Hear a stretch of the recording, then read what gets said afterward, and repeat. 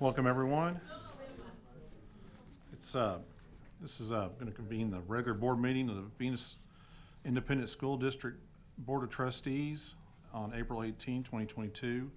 Called to order at 7 o'clock, and we have a quorum. Okay. If everybody would please stand. We're going to have the invocation led by Joe Russell and a pledge allegiance following by Les.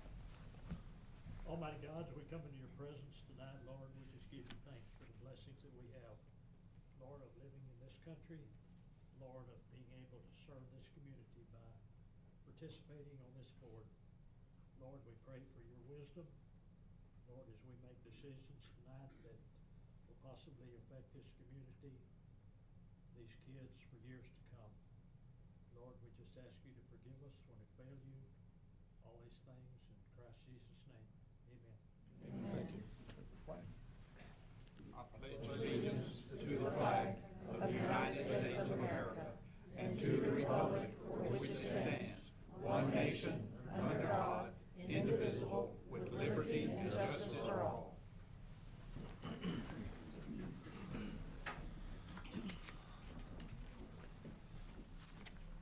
All right. I want to welcome everybody here tonight. Thank you. If you got a packed house, so if you have any phones, if you don't mind muting those phones for me, please. We will go to item number 4. Consider approval of resolution by the Venus ISD Board of Trustees, ability in honor of Mr. Stanley K. Harper. And we'll have the presentation here by Mr. Hopper. Y'all packed in here pretty tight. Yeah. Keys out in the pocket. Yeah, it's crowded.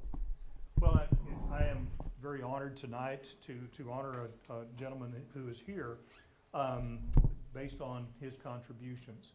So what I want to do is take a minute to read just a short bio of Stanley K. Harper. It's hard to encapsulate a gentleman's life in just a few paragraphs, but I want to do that if you'll allow me. Mr. Harper was born in September 13th, 1938 in Clovis, New Mexico. He attended school at Clovis High School, where he played basketball and worked on ranches and farms during the summer months. After high school, Stan served for 4 years as an air traffic controller in the United States Air Force. He then joined the FAA as an air traffic controller, where he worked for 4 years. After his years at the FAA, Stan decided to make a career change and focus on his business interests, which included the automobile industry. Stan owned and operated a car dealership in Loveland, Colorado. He then had an opportunity to have ownership in a 3D printing company with ties to Hallmark. Stan later purchased the patent rights to the 3D printing process.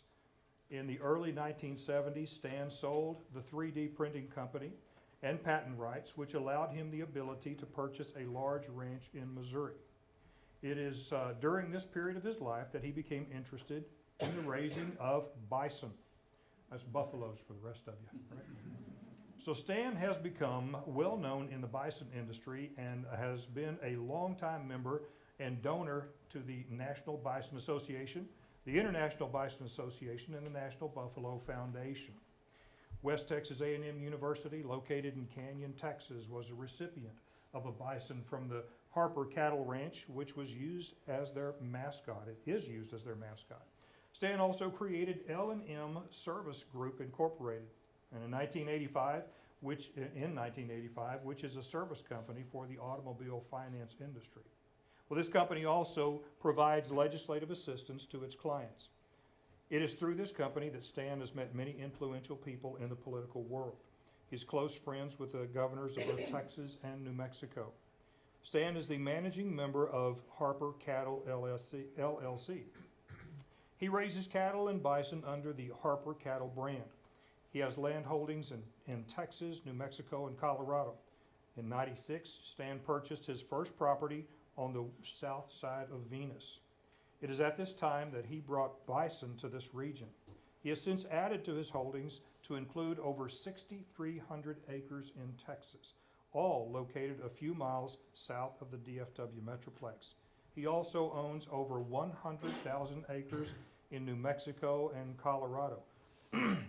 Between 2007 and 2015, Stan was listed in the land report as one of the top 100 landowners in the United States. I was wondering who bumped me off of that list. So, Stan's success as a businessman and rancher has allowed him to support many organizations that are near and dear to his heart. Stan serves on the advisory board of the former Texas Rangers Foundation, and his charitable interests include the Johnson County Children's Advocacy Center, which many of you are familiar with, CASA for Johnson County, Chisholm Trail 100, Johnson County Junior Livestock Show, New Mexico Boys and Girls Ranches, American Cancer Society in Raton, the Wagon Mound Public School, and numerous 4-H and FFA youth livestock events. Stan enjoys spending time on his Texas ranch, traveling to his properties in New Mexico and Colorado, and attending the charity events and auctions that support many of the causes listed above. Many of his favorite charities give support to children while preparing them for a greater future. Stan resides in Mansfield, Texas with his wife Linda. He has 7 children and 17 grandchildren and 6 great-grandchildren. We also have a letter here from the former governor of New Mexico, Susana Martinez, speaking in concern of Mr. Harper and talking of his character, and she talks about how she says Mr. Harper's dedication to the future of children is unparalleled. Venus is blessed to have Mr. Harper as a strong advocate for their community and schools. We also have a letter from A.J. Flocini III, the president of Durham Ranches Incorporated, who says, in our dealings with Stan, his high level of integrity and business acumen is always present. We hold him in high regard and wish there were more like him out there. When I first spoke with Stanley Harper, we were interested in purchasing a piece of land for future building. When I first came to Venus, we said, oh my goodness, they're not making any more land out there, and we've got to have a place to build schools because this place is about to grow. So in speaking with Mr. Harper, one of the things that he told me, he says, he expressed that he wanted to do something meaningful for the students of Venus ISD. And I found that he was very genuine in that. So in doing so, he could have sold that land to a whole lot of people, and he decided to sell it to Venus ISD. And so for that, we're forever grateful to him. And also, not only that would have been plenty, but he's also would like to donate $100,000 for scholarships. That's $100,000 each year for the next 3 years for scholarships. So, Mr. Harper, thank you so much.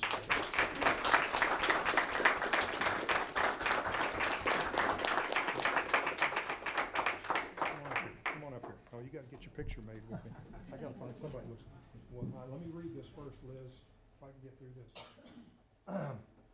Whereas, it is the desire of Venus ISD Board of Trustees to honor Mr. Stanley K. Harper for his partnership with Venus ISD and his advocacy on behalf of the students of Venus ISD, and whereas it is the desire of the board to name future education facilities and to honor a patron of the Venus ISD, and whereas Mr. Harper is an outstanding public servant, demonstrating Venus ISD's values of character, commitment, cultural intelligence, community partnership, and continuous improvement. And whereas by virtue of this demonstration, Mr. Harper has established himself as a friend among those who hope to make our community a better place to grow and to live. And whereas future educational facilities will be built on property that was previously owned by the Harper family, be it therefore resolved that future Venus ISD facilities located on the East Highway 67, Venus, Texas, be named in honor of Stanley K. Harper for his commitment and support to the students and staff of Venus ISD. Mr. Harper.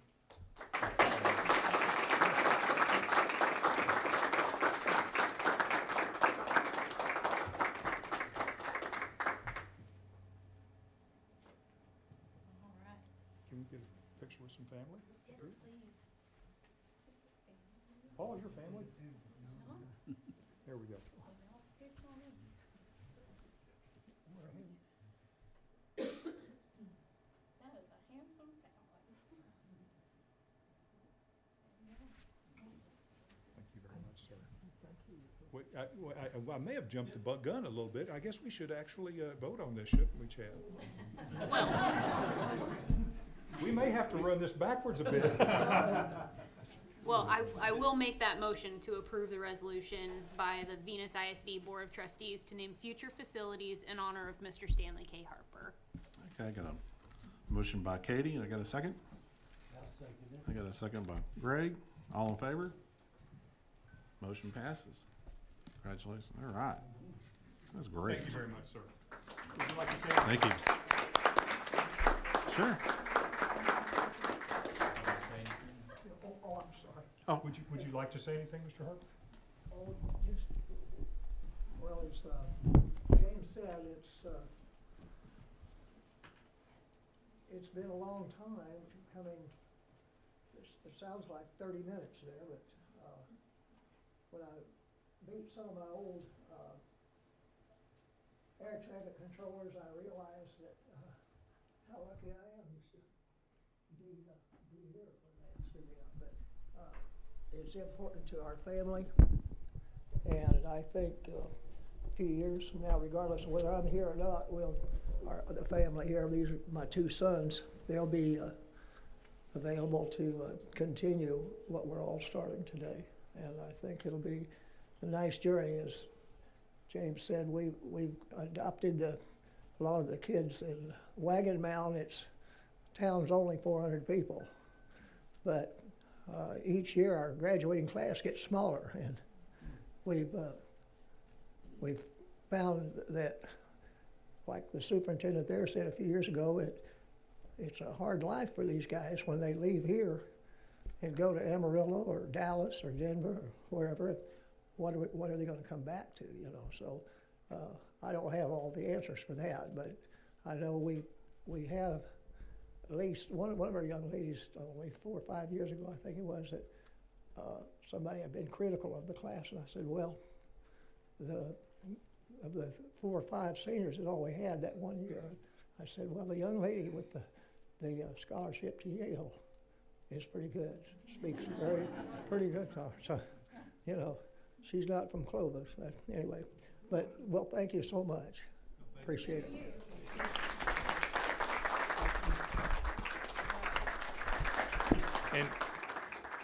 And I suppose the last thing I would like to say too is we were very, very blessed and fortunate to go out to the ranch last fall. Not only is it a beautiful place, but the most impressive thing that I need to relay to you guys too is the people who work there. Every one of them are in love with this guy. And the people who run the ranch, the people who work there, just absolutely wouldn't want to work anywhere else. So you've established a legacy of honor and respect among those who work for you. So thank you, sir. All right. You guys can sit here the rest of the night, or y'all can go home. Thank you again.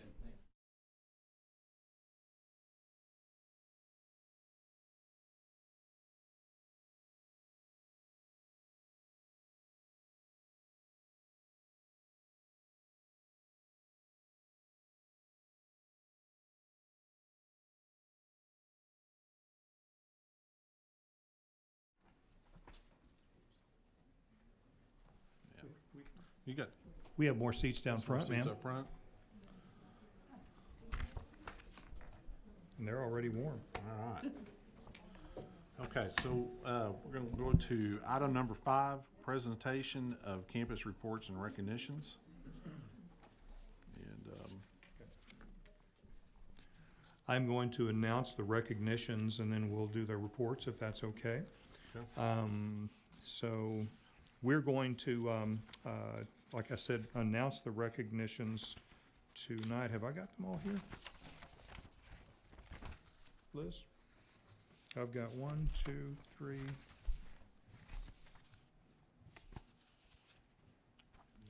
Perhaps we'll let the campuses do that. Why don't you do that, okay? Here they are. They're on each of their boards. Okay.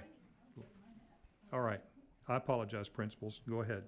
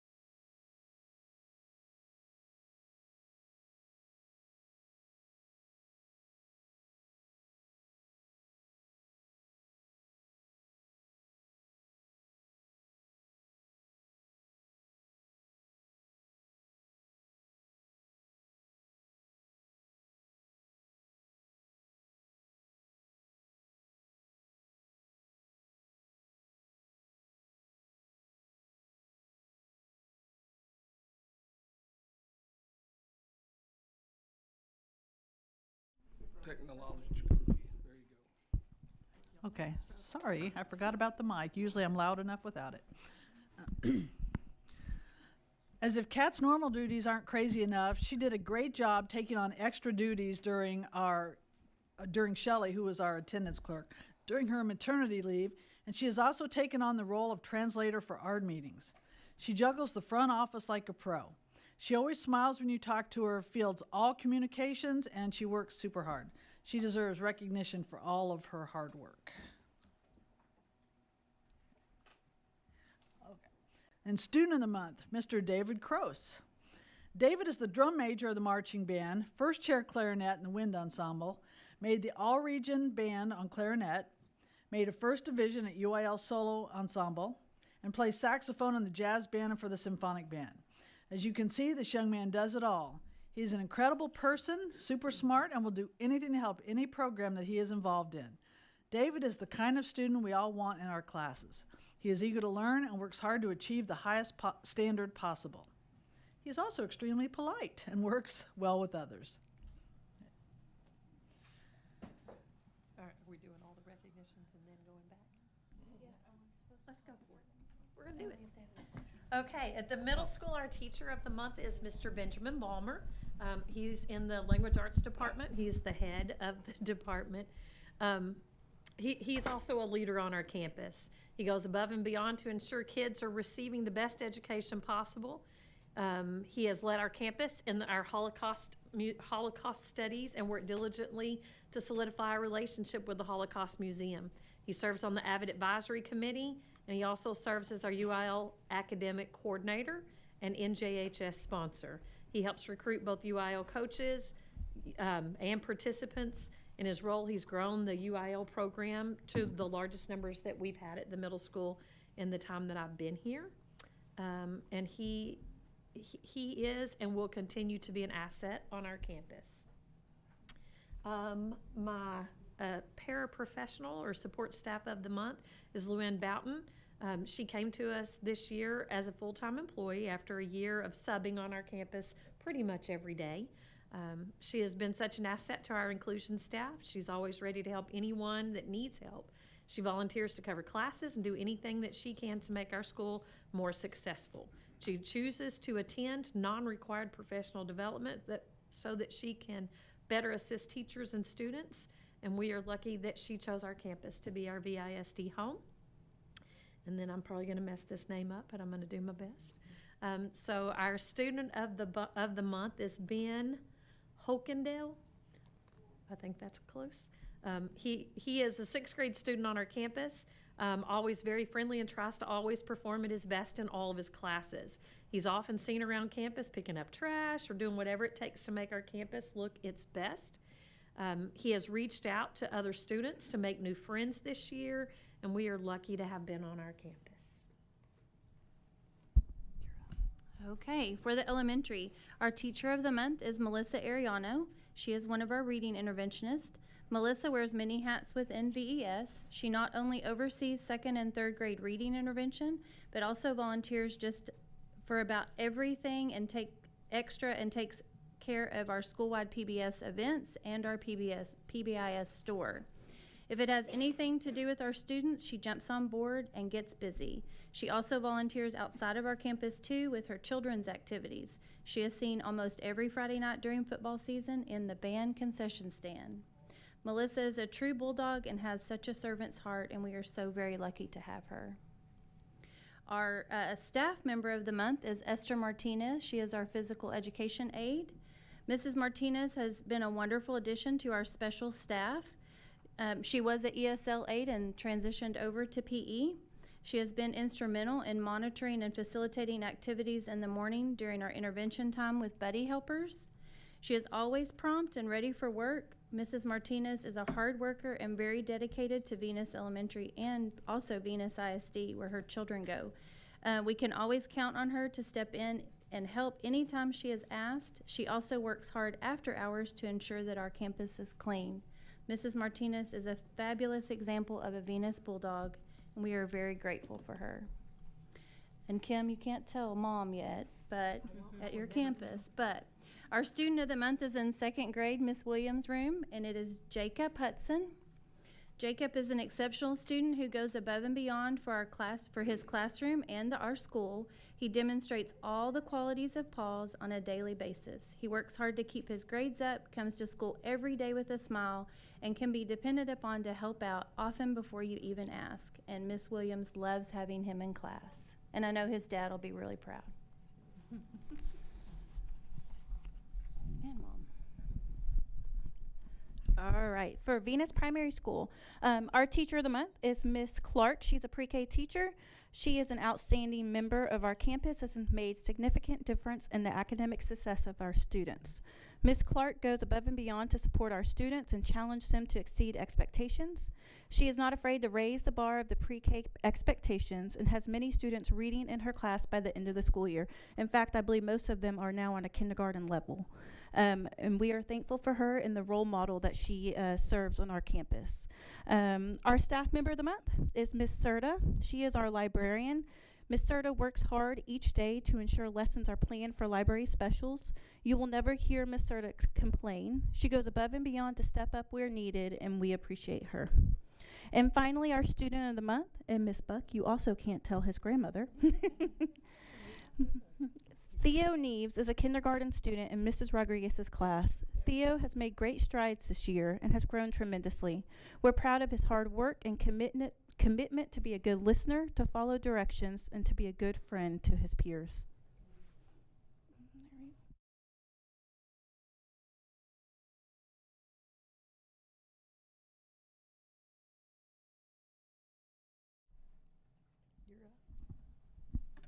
Okay. Let me scroll up with so many things going on at Grapevine High School. I just jumped back 12 years in a couple of seconds. Venus High School. Sorry, we were talking about Grapevine earlier today. Yeah. Okay, anyway, CCMR indicators, in case those of you who don't know what that is, CCMR indicators college, career, military readiness. It's one of the indicators that this is how we determine from the state whether students are ready for either career, for college, or for the military. And there are certain indicators that we can meet, like certain SAT scores, TSI scores, whether they go in the military, whether they're earning industry certifications, and so on. And it's one of the ways that we get our ratings. So right now we're at 51% of our Venus High School seniors have indicators. And that's not as many as we will have. A lot of these indicators are given at the end of the year when they take their certification tests, when they take SAT tests, when they take the TSI, the test for Hill College, when they do these things. And so right now we're at 51%. Our goal for the year is 57%, and we're very much on track for that. Academics, right now we had a young lady place third in the calculator competition at UIL. She moved on to regionals, but as luck would have it, it is the same day as TSA competition, and so she had to choose, and she did not choose us. So, but that's okay. That's all great. And then just quickly to let you know some of the things that are going on coming up at Venus High School is we have the prom on April 29th. Teacher Appreciation Week, May 2nd, but we've got a lot of, you may be surprised to hear that at Venus High School we have a lot of things going on in May. We have our National Honor Society induction. We have our spring band concert, our spring choir concert. We have the FFA banquet. I don't have the date down here for the athletic banquet because I couldn't remember when it was. But we have our seniors ceremony. It's May 21st. I guess April 21st is. And of course, graduation, the big, the Super Bowl of the high school calendar, is on Saturday, May 28th at 9 a.m. And anyone is welcome. I encourage you to come to any of these events, and we'll see you there. Okay. Mine will be less exciting, sorry. So things that have been going on at the middle school, we had our NJHS induction ceremony just a couple weeks ago. We had a Avid TSA family night where we invited anyone to come and let the kids kind of show off all of their stuff. Most recently, we invited the 5th graders with their parents to come up and tour our building. And that was super easy for me because we had kids take them on tours. So it was, the kids were in charge of tour groups. They wrote their speeches of what they were going to say, and then they took the parents and the 5th graders around. They had a really good time, and we have heard lots of comments about how well the Avid kids did with those tours, so that was exciting. We got STAR test going on. STAR Alt 2 is happening right now. 8th graders have started their Holocaust unit. We have TSA State coming up this week, and so our kids that made it to state will compete starting this Thursday. And then the same stuff, band concert, choir concert. Y'all have any questions about anything on mine? Okay, I'm gonna pass it along then. Okay, we don't have all the exciting banquets and choir concerts coming up. They have a busier calendar than we do, but we did have our bilingual teachers had a bilingual meeting night with our parents, and we rotated our parents through stations just like the kids do in class, and the parents absolutely love that. I'm not quite sure how many we had in attendance, but it was very much enjoyed by the families. We also had lunch with a loved one. We had over 400 parents signed in and well over 100 siblings, and I bet at least 75 or 80 of those were in strollers, so we have lots of kids coming up to Mrs. Ortiz. Your cafeteria is not that big, is it? No, it's not. Okay, just, In fact, to make room for all the parents that came, the kids who didn't have someone there had to eat in the classrooms with their teachers because we were just plumb out of room. We also had open house on March 31st, and we went through and added up all of our sign-in sheets, and just who we had sign in at the parents or at the teachers' doors was 562 parents, and that was also not including any siblings, and they were everywhere, so they were super excited. And then I always include artwork for you guys that's up around our building because I know you can't always come up and see all of that, and their writing. And let's see, we also had a taste, I included some pictures. We had a taste testing going on with the cafeteria. So we picked some students and they got to come down and try some new foods for next year's lunch, and they got to try cheese calzones and a pepperoni bake, and they all gave it 10 out of 10. They were loving the new food. And we had cheese calzones last week, and they ran out before 5th grade lunch. So the 5th graders were very disappointed they didn't get to try the new item, but now Mrs. Teal knows, and she can make sure we have more. Do you guys have any questions? Okay. All right, so for my campus at the primary, if you don't know, we serve pre-K through 1st grade. And this past month, we also hosted an open house. We did not serve as many as elementary, but we did have over 200 parents sign in, so that was exciting for us. We also hosted a silent auction for our teachers to raise money for their classroom supplies. So our parents graciously donated $1,300 that night, so that was fantastic for them.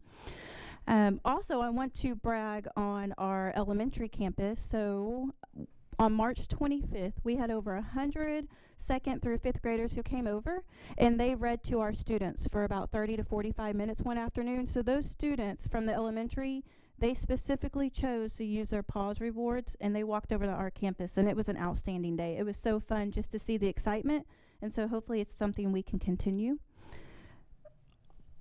Also, we built a sandbox. Our maintenance department did a fantastic job, and we are now going to add some more sandboxes. And it was a hit, as you can see, just to provide something different for our students. We're very appreciative. We've had certain people donate to us in the community, and we're very thankful for that. We are working on multiple fundraisers and grants, and hopefully we are going to update our small playground for our early childhood students. And so we are working with Home Depot to potentially add a garden for our students and kind of an outdoor classroom. And then we are working with different playground companies to see what we can do for matching our money for a grant to provide those new, resources for our students. There you go. Thank you. Any questions? Okay. Thank you. Okay, so going to item number 6, opportunity for public comment. Leslie, made you sign up? Okay. All right, so we're going to go to item number 7, presentation of updated delinquent tax collection report by Lineberger, Goggin, Blair, and Sampson, attorneys at law.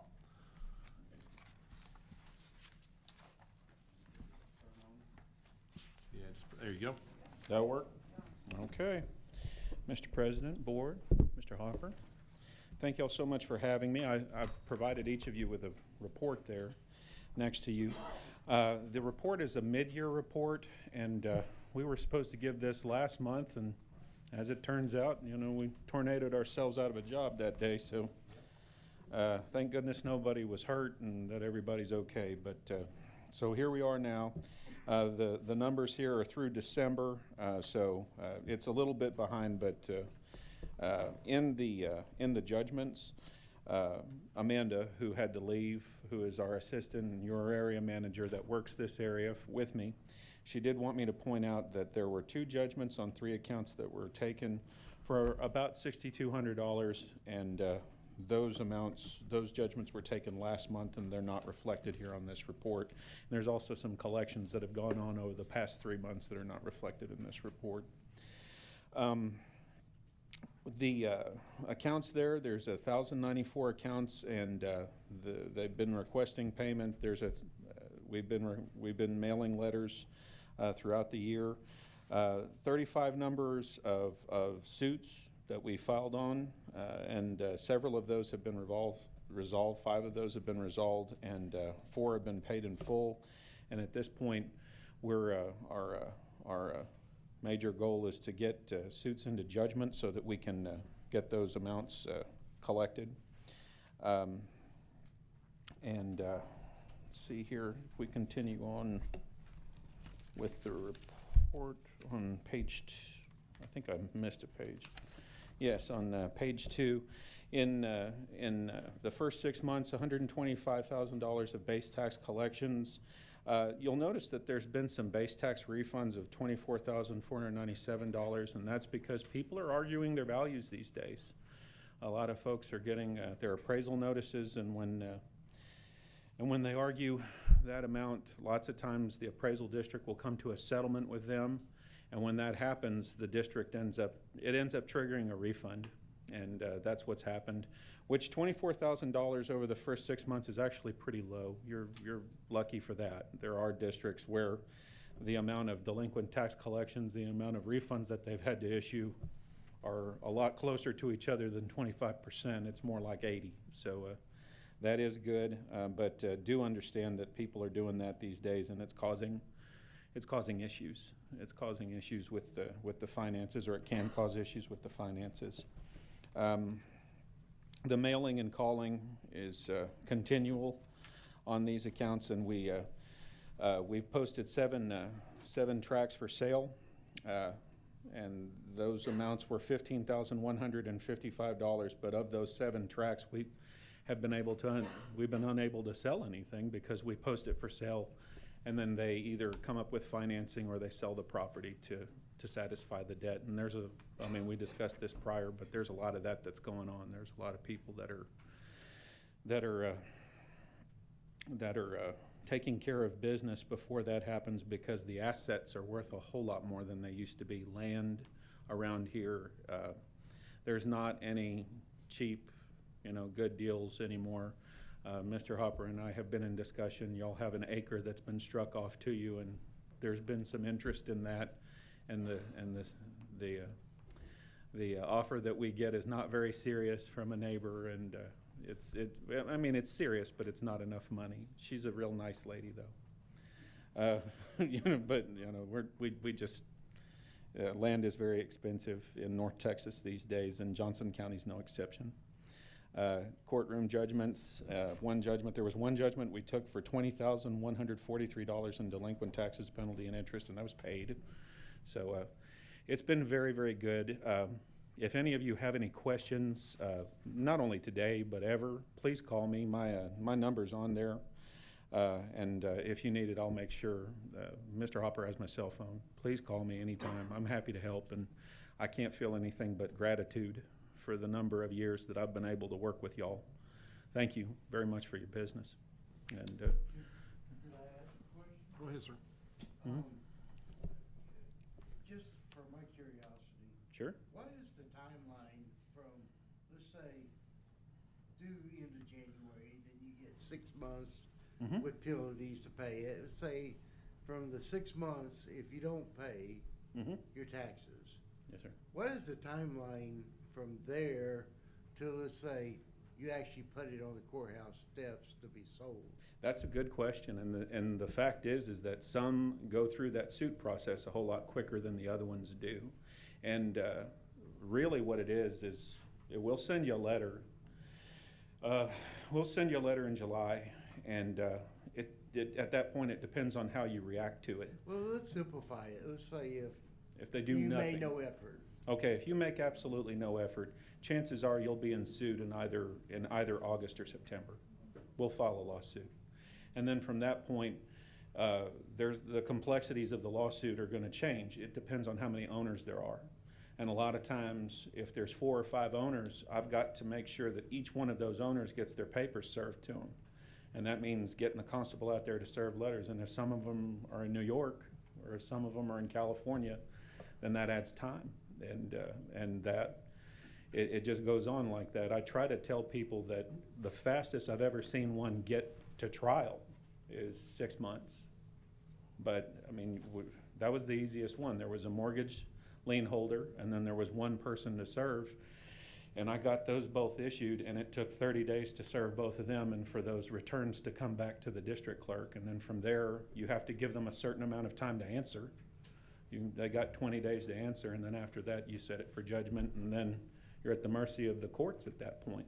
Because if they're full up that month, then you have to take whatever civil setting they have. And sometimes that's 2-3 months in the future. Especially now with COVID, because for about 4 or 5, here in Johnson County it's like 5 months, we couldn't set anything. And they wouldn't serve papers on anybody either, because we were unsure. We didn't want anybody to get sick because of what we were doing. And so now we've, So if something actually gets put on to be sold, like you said, there were a couple. 6 months would be this fast, but time. more So like a year. Yeah, there's ample time Lots of time. to correct the issue. Yeah. It's not like we're just out there taking land. No, sir. And I tell you something else too, is that I have never dispossessed a family or anything. Most of the time, and by most of the time in Venus, Texas, it's always been just land or something that somebody owns, and Mama and Papa used to live there, and Mama and Papa passed away, and now there's 5 kids that own it, and they all want to own it, but none of them want to pay for it and then get stuck with the whole bill and then still own just a fifth of it. And people, the one thing that this job has taught me is please don't die without a will. Get somebody competent to handle your affairs, and because otherwise you're handing your family a big headache when you pass on. But no, they're given a remarkable number of opportunities. And anybody that calls me, if you're poor, and I've been there too, I'll work with you. Whatever it takes, I'll work with you. And if it's where you're staying, then I'll definitely work with you. So, we're doing this the right way. It's just, there's a lot of things that people own out there that they don't want to do anything with, so. No, and I Mhm. appreciate, I mean, Yeah. I've been on the board for a long time, so Yeah, I've worked with you guys for a long time. I know you're fair. I was just curious. yeah, I appreciate that. Thank you so much. That's a good question. Anybody else got a question? Or? All right. Do appreciate it, though. Thank y'all so much. And y'all have a blessed evening. Duck out of here. Thank you, Charles. Thank you. All right. Thank you so much.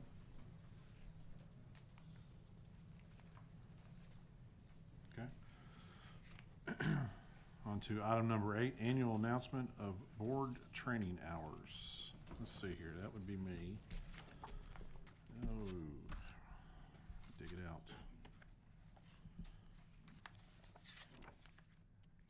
Let's see here. Okay. It's this big one right here, right? Great, so.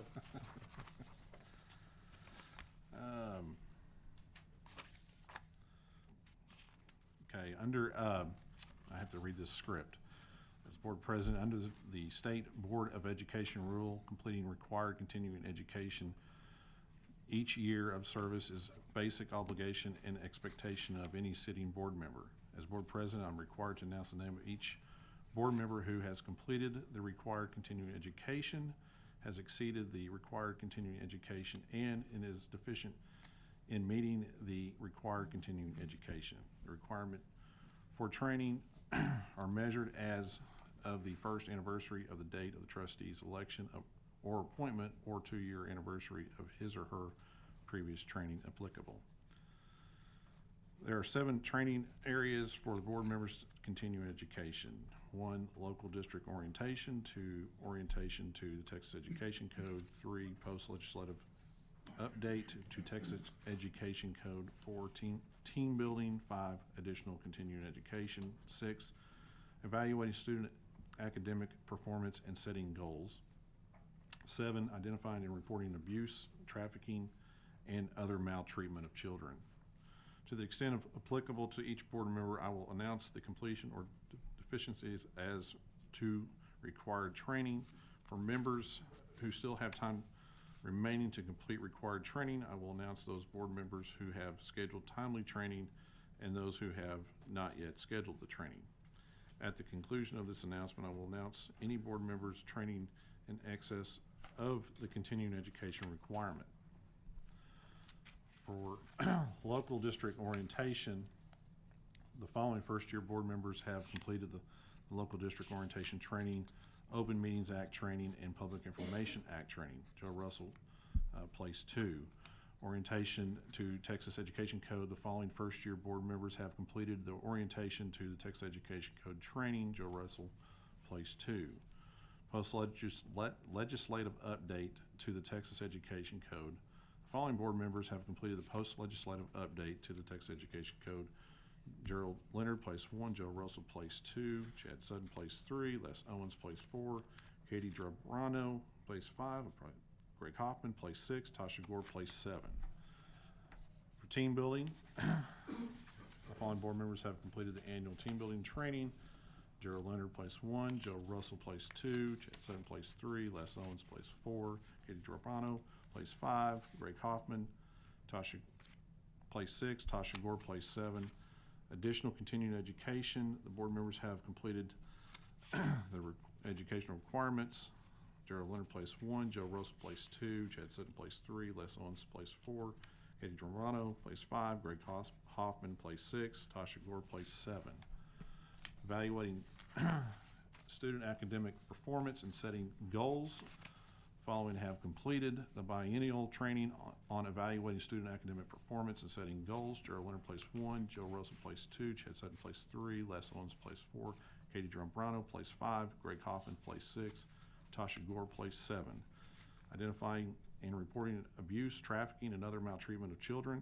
Following board members have completed the biennial training or on identifying and reporting abuse or trafficking. Gerald Leonard, place 1. Joe Russell, place 2. Chad Sutton, place 3, Les Owens, place 4, Katie Drumbrano, place 5, Greg Hoffman, place 6, Tasha Gore, place 7. Whew, almost there.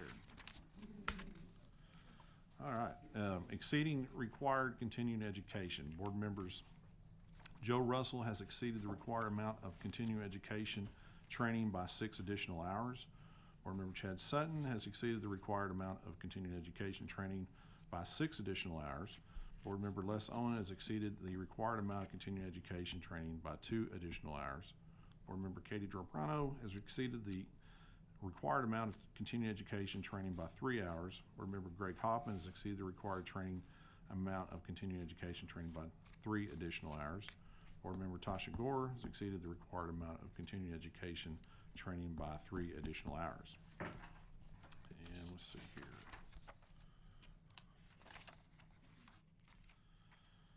Is this the one? Let's see, what do we got here? Bear with me for a moment.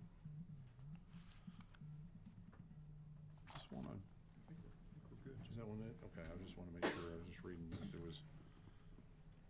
Yes, sir. We've done the hours, we've done the additional hours. Okay, I just want to make sure Yes, sir. I didn't miss anything. Liz, did I miss anything? You think I got? Okay.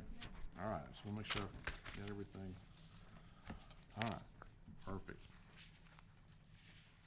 Okay, so now we completed that. We're going to go on to item number 9, presentation of Lone Star Governance Quarterly Progress Report.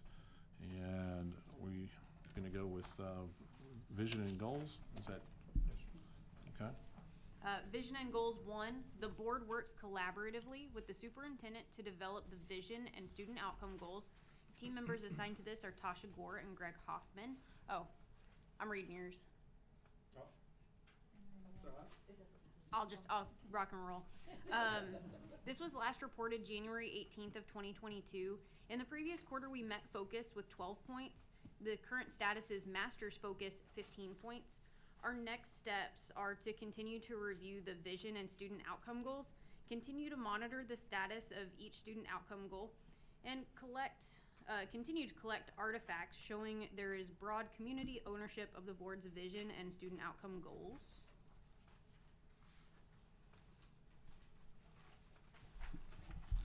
Vision and Goals 2, the board has adopted goal progress measures aligned to each student. Quarterly progress last reported January 18th, 2022. Previous quarter, meet focus 12, current status master's focus 15. All board members and the superintendent continue to demonstrate there is broad community ownership of the GPMs through involvement and communication with students, staff, and community members.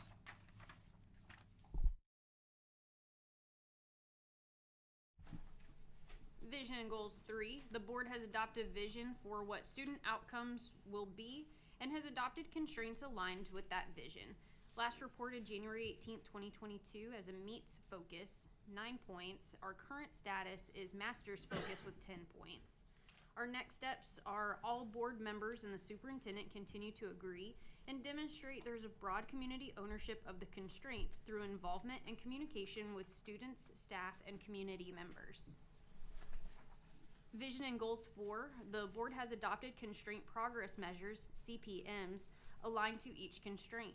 Last reported January 18th, 22, meets focus with 4 points, and our current status is master's focus of 5 points. Our next steps are all board members and the superintendent continue to agree and demonstrate broad community ownership of the CPMs through involvement and communication with students, staff, and community members. Progress and Accountability 1, the board invests at least half of its time focusing on its vision and student outcome goals. Last reported January 18th, our previous quarter was meets focus 12 points, and our current status is also meets focus. Our next steps are to continue collecting time trackers for each board meeting and review according to the new rubric. And we're going to continue to analyze agendas and consent agenda. Progress and Accountability 2. The board measures and communicates but does not interfere in progress toward the vision and student outcome goals. Again, last reported January 18th, 22. Our previous quarter was master's focus with 5 points, and our current status is also master's focus. Our next steps are to maintain and unanimously approve the current quarterly progress tracker, demonstrate the board has not modified outcome goals, GPMs, constraints, CPMs, or targets during the cycle applicable to the annual superintendent evaluation, and continue to consider superintendent performance as indistinguishable from system performance by evaluating the superintendent on only results in progress towards student outcome goals and constraints, using information in monitoring reports according to the monitoring calendar. Y'all are done with me.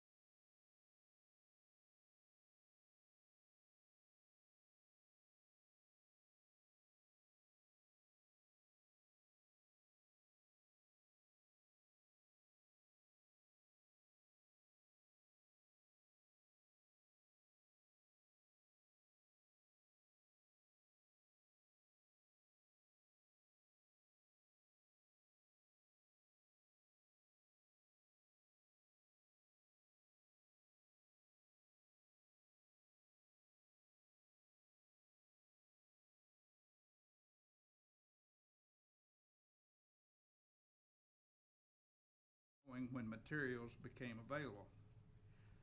No edits to the board's regularly scheduled meeting agenda in the 3 days prior to or during the meeting unless a state of emergency has been declared.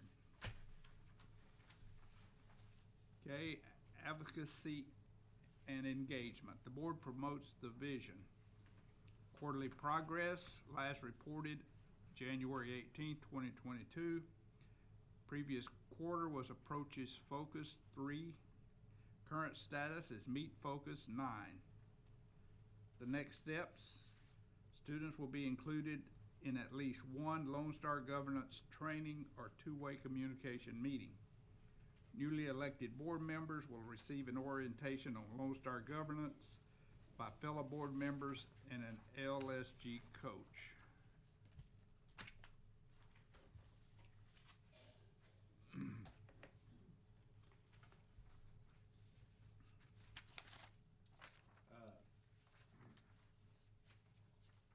Synergy and teamwork towards the vision. Team members Greg Hoppin, Darrell Leonard, myself, Chad Sutton. Quarterly progress last reported January 18, 2022. Previous quarter was Master Focus 10. Current status is Master Focus. Next steps is continue to adhere to board constraints and board operating procedures. Continue to maintain greater than 80% or higher attendance rate. Collect attendance information for each board meeting. Analyze agendas and review quarterly average of attendance reports 3. All right. Can I, Mr. President, can I add something? I do want to say that, you know, the Lone Star governance process it's an ongoing process. So in other words, once we meet a certain level, we have to maintain that level. And to the extent that we don't maintain that level, we can actually go down. And in one of those, we actually did.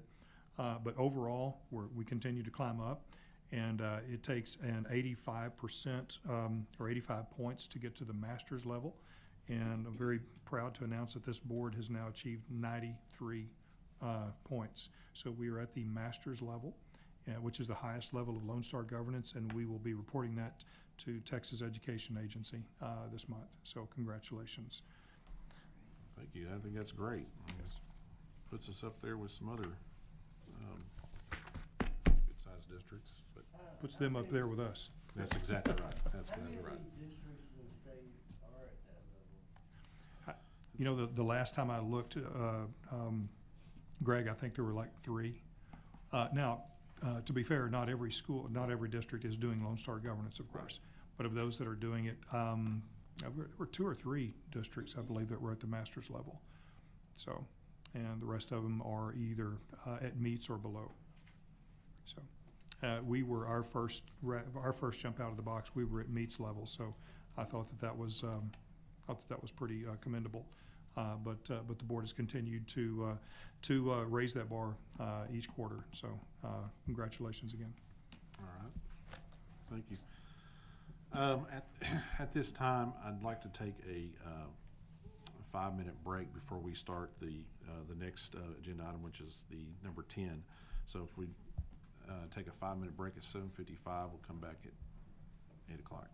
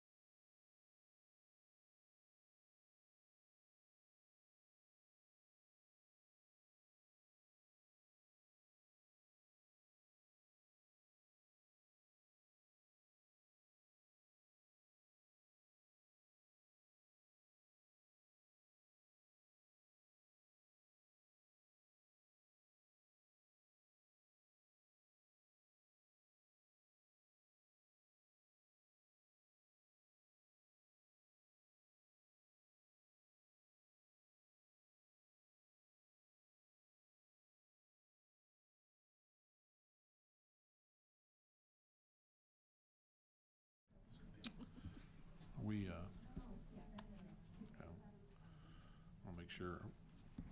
We recording down there? We good? Okay. All righty, so we're gonna go to item number 10, presentation by Collegiate EduNation. Yeah, I was like, why am I saying that? EduNation regarding P20 model. This will be presented by Dr. Rachel McLean.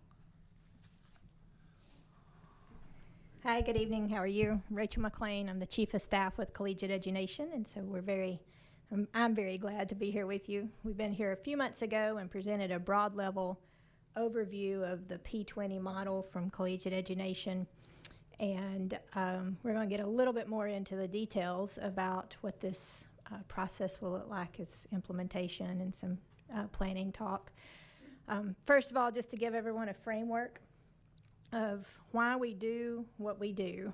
And so this is really kind of common sense, but the first time I saw it, it was like a paradigm shift for me. So in the United States, the education system has not really changed since 1947, and that was when the expectation for all students moved from 11th to 12th grade. And so I would hazard to say that a lot has happened in the United States since 1947. But yet today, the expectation for all students is still high school graduation at the 12th grade level. And so there's a lot of things to think about with that one statistic. So we'll start and look at some of these things. Yes, please. First of all, just to give kind of a brief overview of Collegiate EduNation, we are a nonprofit, a 501c3 that supports rural school districts across Texas primarily, but we do work in West Virginia. Had a conversation today with Oregon, but our primary focus is here in Texas. And our vision is really to end generational poverty. Oh, thank you. Will this click it too? No, okay. Our vision is to end generational poverty in rural America. I listened to Mr. Harper talk about the declining enrollment at the school district that he was working with, where students leave and they do not come back. And that's something we see across the state in rural communities. You see boarded up community buildings, you see empty business opportunities, and our students are graduating from high school at record high numbers in Texas. And yet they graduate, and a lot of times we see them working in jobs that maybe they're more like jobs instead of careers, or they leave us and they go off to college, they get a degree, or they get this industry certification, and they do not return to rural Texas. And so that cycle is not successful and cannot continue for rural Texas, and so we want to do whatever we can to break that cycle. Am I supposed to be clicking off of this? It doesn't work with yours. It's just a pointer? Okay. All right, I'm good. So this is just a statistic. You know, a lot of times we think about the cost that's involved in launching a P20 program, and, you know, the district has to pay the dual credit fees and the industry certification fees and those type of things, and it sounds expensive. But what if we don't do anything? And so this is data that was generated from Commit Partnership out of Dallas. And of the most recent 8th grade cohort to graduate, and they've had now several years post-high school to earn an industry certification, a degree, or whatever, only 23% of that 8th grade cohort back in the day, and now they're graduates, and they've had plenty of time to get that degree, only 23% of them earned anything post-secondary. So what that translates to is $111 billion in lifetime lost earnings for that one cohort. Every year, there's another cohort that graduates. Every year, that happens again. So this was pre-pandemic. It is estimated now, with the impact of COVID over the past 21 months, that this number has dropped significantly, even to single digits in rural communities. So it's kind of a scary statistic. This is just related to Texas, and that trajectory cannot continue as long as we want to have Texas to be the state that we, you know, are excited and proud to live in. Another indicator, this is from 2021, so kind of post-pandemic, middle pandemic, that 99% of all the new jobs that are created in the United States are going to require some form of post-secondary certifications or a 2 or 4 year degree. So a lot of people think, and you're gonna hear me say this several times, a lot of people think we're talking about a liberal arts college degree, and that's not really what we're planning programs of study. These are STEM jobs, these are technical jobs, these are education jobs, healthcare jobs. So not necessarily, and I'm not going to call out a degree, I'll just, like a degree in basket weaving, something that's not really relevant to our society today. So 99% of the jobs that are coming to the United States are going to require something that goes beyond high school. And if we're not doing these things in high school, we're basically just generating a dropout factory. The kids graduate, they walk across the stage, and then without that support system, they are not embracing their full potential. Go ahead to the next slide. And so we hear a lot that, you know, well, I'm good, I've got a high school degree, you know, I'm making a good living, and that was, you know, the case. Even, you know, in the last probably 10 or 15 years, that's still been the case. But this is data from 2020, so relatively new data that shows the proportionate relationship of college education, whatever that may be. So again, we're not talking about degrees in basket weaving, we're talking about STEM degrees, professional degrees.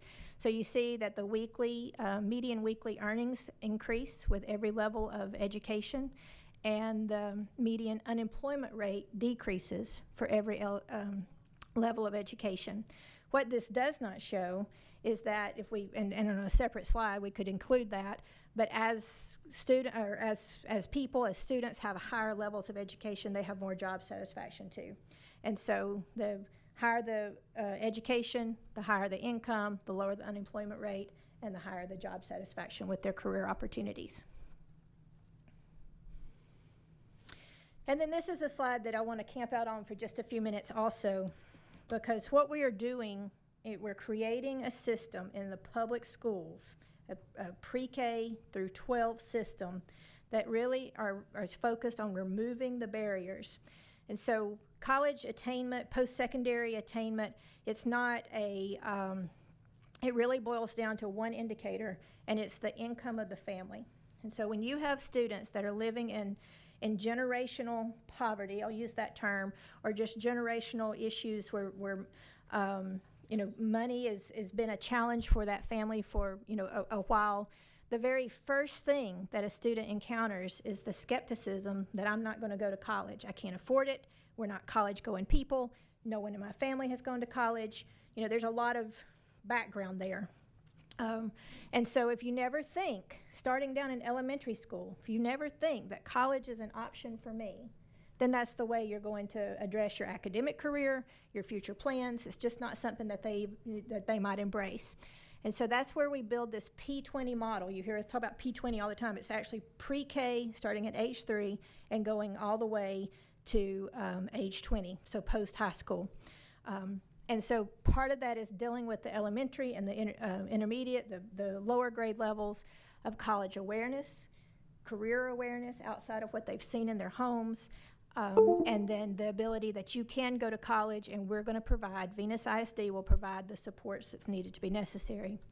Some of those supports are the academic rigor in the classes, and then students get on up to, you know, that high school level, and they get hit with this really fun thing called FAFSA.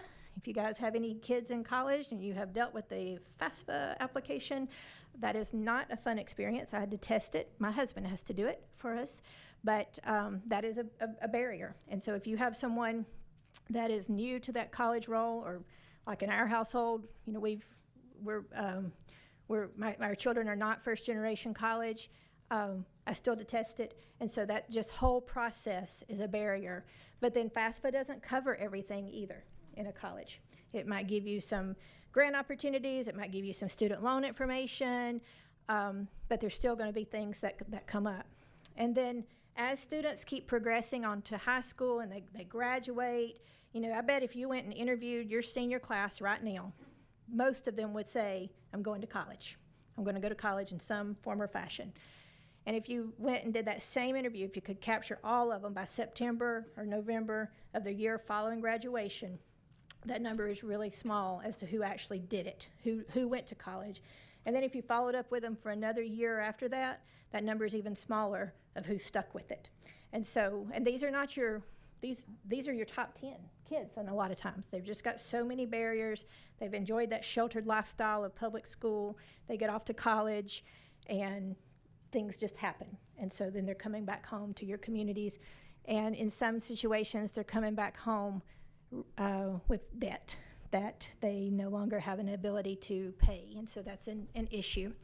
Some of those hidden costs, some of those hidden costs that I've seen students encounter, and students that maybe they've scraped together enough of scholarships and student loans and those type of things, they make it to college, and there's a $200 parking fee, and that they've taken everything they got to get where they are. And so little bitty things like that can bobble kids off of their goals.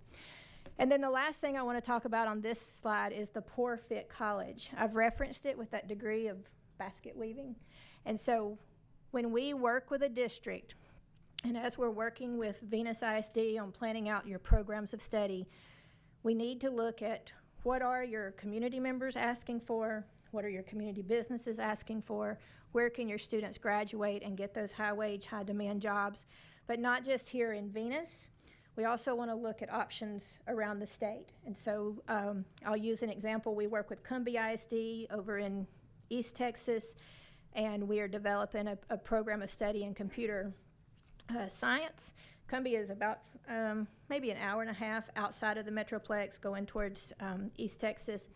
And so that's too far to commute, but Dallas has got a huge demand for coding, and there's a lot of job opportunities, high-wage, high-demand job opportunities.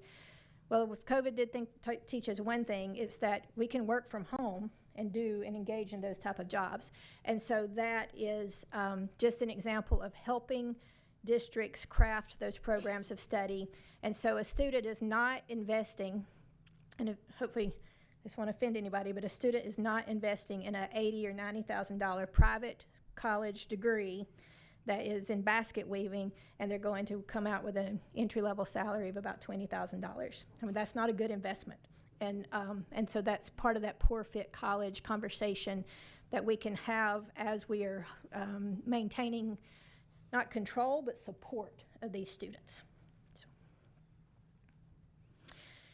Part of this work is that, again, starting down at that pre-K level and going all the way through elementary and middle, is developing an education environment where it's very focused on creating and evaluating. So that's really high-level taxonomy, and it's not just here's a worksheet and let's do it. It's more like here's a problem and let's think through it. So those critical thinking skills that are so important in today's job market. But then also moving from here's a worksheet and let's do it. Not that I'm saying that that's happening in Venus. I'm just saying in general, when you're preparing kids for a multiple choice test, you see that sometimes. But pushing as much as you can towards real world application. And businesses tell us all the time those are important: critical thinking, communication, creativity, collaboration. And so that's all sitting here in this quadrant D. And those are the jobs that are going to be our future. A lot of times as educators, we are preparing students for jobs of our past, but we really need to be preparing students for jobs of the future. And this focus on that quadrant D is critical. Bill Daggett is an education researcher. He's like an icon in education work. And he says that if you can write an algorithm for a task, that job is gone. And so in Roscoe, Texas, which is where we're from, little bitty Roscoe, they have tractors now that no one drives them. The farmers sit in their house, I don't know where they're sitting, farmer's office, and they look on an iPad and they can track their tractor. So it's been, they've been having self-driving tractors for a while, but you had to be in them because you had to turn the curve at the end of the row, right? And so now these self-driving tractors physically in Roscoe, Texas, the farmers sit wherever they want to sit, watch their tractors on the iPad, and so there's no one there. So that's saving, now the equipment is expensive, but that's saving a lot of money in farm hands and labor because you don't have to put somebody in the tractor. And so that's an example of an algorithm that has been developed using GPS, and that's just one of those jobs that's gone. We'll go ahead. So this is a model of it's a graph and it's kind of busy, of the theory of change of CEN. I see your theory of action for Venus ISD. That's really what this is. This is our theory of action. And so the model, when you have, when you implement a P20 model, there's certain elements that we want to implement. I know in the community meetings, you guys have been talking a lot about P-TECH, and that really kind of starts at the 9th grade level. And the reality is, if you start in the 9th grade with a student that has been told ever since pre-K or kindergarten that you are not academically successful because of STAR testing, because of, you know, whatever environmental factors or whatever, starting in 9th grade, that child's gonna have to be a really special child to take advantage of a P-TECH program and be successful in it. So that's why we back it all the way up to age 3. We start down at the elementary level with a focus on experiential learning. It's hands-on learning. Some people call it place-based learning, but it's real authentic. Lots of manipulatives, a lot of collaboration. That transitions to blended learning in the middle school, using technology for students to take a lot of ownership of their own learning processes, and that sets them up for that kind of success to start dual credit classes in 9th grade. They've had years of their own decisions, their own ownership of their learning process, and so when they hit 9th grade, they're better suited to be successful in those dual credit classes. We support that with the implementation of AVID, starting at the middle school. It's one of the elements that is already here in this district, and we have all of that in what's called a high cognition common instructional framework. So supporting your teachers to develop instructional practices that are within that common instructional framework. Starting again in the 9th grade is that P-TECH piece. I know y'all have heard a lot about that in your meetings, in your community meetings, but making sure that you have programs of study that are aligning to high-wage, high-demand careers. So that doesn't mean that everybody gets an Associates of Arts or an Associates of Science. It means that you're building towards degrees of Associates of Applied Science, Level 1, Level 2 certificates. Those are the technical trades. So, and working with the ability to develop multiple entry and exit points for a student. We always hear, well, can a child make a decision in 9th grade about what they want to do for the rest of their life? Well, you try to build as many flexibilities in that while they're still committing to a program of study. You're still giving them a lot of educational skills and industry-based certifications so that you're setting themselves up for the success in the future. The problem and project-based learning that starts in 3rd grade, those are research-based projects, and this is really critical. If Dr. Alexander was here, he would say this is how we create lifelong learners. I like to look at the project and problem-based learning as an opportunity to tell a child that hasn't been successful on a multiple choice test, you can be, because you have good critical thinking skills. You can be a communicator. You can talk with, people. And so that's just another opportunity to help children feel successful academically, and they get invested in authentic projects in their community. That long arrow there in the middle, that's the adult education piece. And basically, this is years 13 and 14 of the P-TECH model. So a student, if they're staying completely on track in a P20 district, they're going to graduate with an associate degree prior to high school graduation, because typically those community colleges graduate before high schools do. And so they'll graduate with their associates. A couple weeks later, they graduate with their high school degree. They're marked as a graduate of Venus ISD. Now, if they elect to stay, and this is their option, we encourage students to go off and experience college if that's something that their family can afford and they want to do. Go experience A&M, experience Tarleton if you want to live on campus. But if it is a barrier, and it is for a huge amount of our families, then we work with higher ed partners to bring those degrees to Venus ISD. Students can stay in Venus for 2 additional years. And so if they're on track and they've graduated with their associates, they graduated with their high school degree, they are still marked as like a continuer in Venus ISD, and they take their college hours. They also have a work-based learning experience, and you receive funding just like they were sitting in a regular class in that high school campus.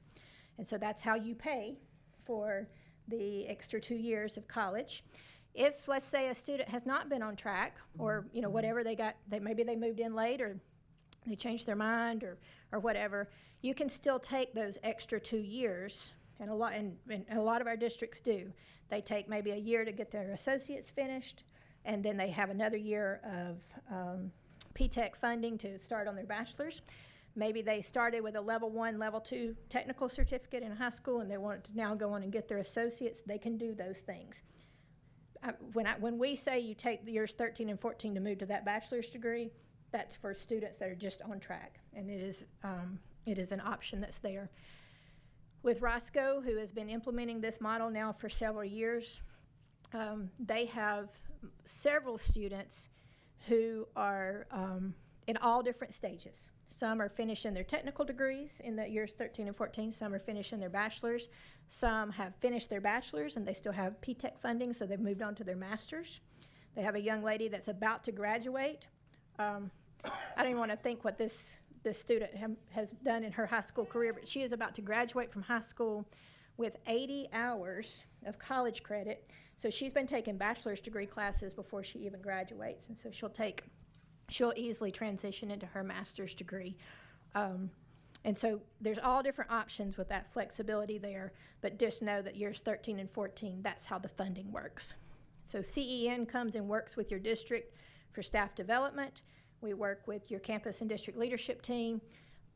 You already are a Lone Star Governance board, and I commend you for making the master's level. That's not something that is achieved very easily, but that is some of the supports that CEN can offer. And then just being part of a network of statewide rural districts and getting best practices and supports throughout the network. Yes, ma'am. So there's a couple of ways that Venus has an opportunity here to fund this process. So one is that focus on the elementary and middle school redesign. TEA offers a competitive grant every year. It's open right now. It closes in May 11th, I believe is that deadline. And basically, it's a competitive grant, $200,000 to plan 1 year of planning and then 2 years of implementation. So that may sound very familiar with the P-TECH framework. It's kind of the same framework. But with that grant, districts can pay for elements, the P20 elements, NWEA MAP, experiential learning, AVID, Common Instructional Framework. But then this is a term that's probably familiar to your principals and your curriculum folks.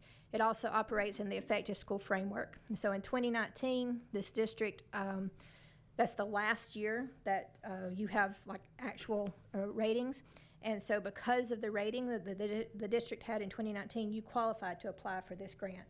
I think you guys have done a tremendous amount of work over the past 2 years operating in that Effective School Framework. And so a lot of that will already be in place. But for your benefit, TEA is still looking at 2019. We'll go to the next slide. And then the high school redesign, you have been awarded the T-Class P-TECH money. It's $400,000 in T-Class, and that money will go to support the development of the P-TECH side. From CEN standpoint, we help work with business partners, develop those programs of study, making sure, because we are focused on pre-K through 20, making sure that your elementary and your middle are doing aligned college and career activities to help kids increase their awareness of college and career options that they're going to experience in high school. And then again, supporting that Common Instructional Framework. As a P-TECH district, and you probably have already heard this, you have applied and you're in your planning year now. At the end of your planning time, you will apply again for designation. And at that point in time, you start applying every year for designation. And some of the things that the state looks at are all your students being represented. So whatever the demographics are for the district, your P-TECH kids need to be at that same representation. So in other words, you can't have all affluent students in your P-TECH program. Your demographics of P-TECH must represent what your district has. Also supporting students for achievement. That means dual credit classes. It means success on the STAR test, and then attainment of degrees and certifications. You will look at this data every year, and 4 years after designating as a P-TECH, you will get a full report on access, achievement, and attainment from TEA. And so there is a bit of an accountability piece with the PTEC part. But you've got 4 years after you designate to get your access, achievement, and attainment together. Okay, we'll go to the next slide. So this is the timeline. You're in your planning year for PTEC. It will launch in 23-24, and then the annual designation that I was just talking about. And then if you apply and you are accepted for school action, the same thing, you'll have a planning year.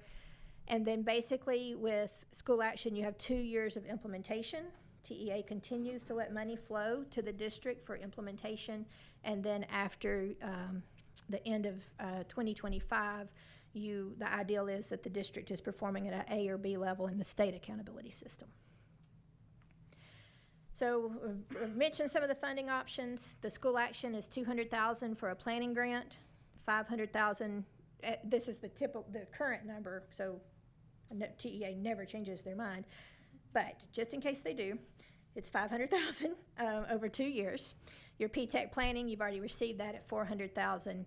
And then the ongoing funding. So basically, we have this pot of money that we have potential access to over the next 3 years to get your processes in place so that you access the implementation funding. And those come in several different ways. Number one, if your programs of study are not designed with like a lower level class that transitions to an upper level advanced class, you're missing out on some CTE weighted funding. And so we look at those things. And as those level 3 and level 4, so junior and senior level courses, we want to make sure that those are the advanced CTE courses and you're getting your max weighted funding. As every student that's designated PTEC, you get $50 per student annually. It's not a huge amount of money, but it does help cover some costs. We've already talked about how years 13 and 14 funding works. And so House Bill 3 was monumental legislation for Texas. And if we just looked at the most recent numbers that Venus posted as far as looking at your 8th grade cohort and where they were at, not counting the COVID years, we're just going to take those out. Venus left $658,000 on the table out of House Bill 3. And so if that was where you had hit all of your House Bill 3 bonus money, that would be an additional money that was coming to the district annually. That's your continuation funding. And so we'll look at that for just a second on the next slide. So when you talk about CCMR and accountability, I always like to call those CCMR light. And there's nothing wrong with them. They're very important indicators. It's how you get your A through F. And so that drives the district score. It drives your high school score. But in CCMR and accountability, you can send students that haven't met their TSIA requirement to a college-ready class, and then you can designate them CCMR. That's what I call CCMR light. It's a college-ready class in ELA or a college-ready class in math. They complete it, and you get to designate them. And so, but under the CCMR outcomes bonus, it's what I call, those are the heavy ones. Those are the ones that are like making the most impact for a student. So if a student is TSIA complete and they earn an associate degree, or they're accepted in the fall in a post-secondary institution and they enroll, they go, you're going to get bonus money for those kids above a certain percent. And then if they're TSIA complete, and note that I said college prep courses are not applicable. They're applicable on the other side, the CCMRM Light, but not on this one. So if there's TSIA complete and they earn a state industry-based certification or a level 1, level 2 certificate, then you're going to get, you're going to hit the bonus levels. We'll go to the next slide and I'll show you the money. And so above 24%, so the state assumes, probably from that 23% statistic that impact or commit partnership generated, the state assumes that you're going to be able to hit 23%. So anything above 24%, the district starts getting money. So that's $3,000 for every annual graduate above 24%, you get that bonus money. If that child happens to be ECD, or economically disadvantaged, or SPED, there's additional money. So $5,000 for economically disadvantaged, or additional $2,000 for special ed students. So that's where the money is kind of being left on the table with not just Venus. Dallas ISD left $40 million on the table. And so it's happening all over the state. And so that is where your continuation funding comes for this program. Now, you have to use 55% of that money to go back into your high school, but that money can also be used to continue those support programs at your elementary and middle school. Okay. Once you're ready, we will have a readiness assessment. We ask the board to take it. We ask stakeholders to take it, campus leaders and district leaders. Where are you at?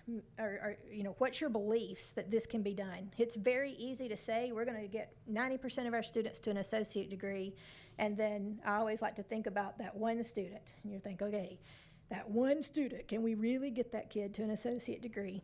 Well, this is where what do we have to do to get that one student to an associate degree? And so this is a readiness assessment. It's online. Our friends at Texas A&M analyze the data and share it back out to the district to kind of give a baseline of where you're starting at. This becomes an annual process, and so you're wanting to make sure you're moving towards that mentality that every student can be a success. Okay. And then this is not tied to state accountability, but as a network, Collegiate Education wants to support our districts to be able to achieve these. And those are a certain percent of growth every year on their MAP scores, which is a nationally normed test. It's not the STAR test. And so what we want to make sure students are growing and getting that academic support. And then students earning associate degrees, pursuing bachelor's degrees, earning those high wage, high demand certificates. And then also the piece engaging in the research piece, the age-appropriate research. And so these are areas that we look at, and let's say, 3 years down the road, Venus ISD is hitting all these marks, but maybe we're not being very successful in workforce experiences. We're not having internships and apprenticeships for your students. So we would know best how to support you to help develop those things out. And so I always like to end with this. The CEN district partnership really is a three-prong or three-legged stool. We want to make sure that students are college ready, and that's symbolic of college degrees. And then we also want students to be industry ready, career ready, and that's symbolic of those industry-based certifications. And then we also want students to be lifelong learners, and that is that age-appropriate community-based research. So those three are the big indicators of what you're designing in a P20 model. I think that's it. What questions do you have?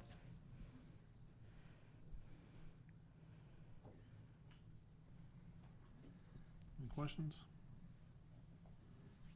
No? No, sir? Well, I do appreciate you coming out. It's a very intriguing program, and hopefully something that we can definitely pursue in the coming months, if not, that P20 program, I think is really fascinating. The fact that we can keep those kids here and engaged, because I said a lot of the kids in the community, they don't have that opportunity just to go off to college. They got to stay close to home. And even if they're thinking of college in the Metroplex, that's still a cost, transportation cost. Right. They might could commute, but nevertheless, bringing it here will make a difference in your community. Right. Thank you. I guess I actually do have a couple questions. When you say, like the extra 2 years, is that like a daytime thing or a nighttime thing? That's a really good question. It's an online degree, and so technically students can work at it at their own pace. They can work at night, they can go to, they can have jobs during the day, do their schoolwork at night.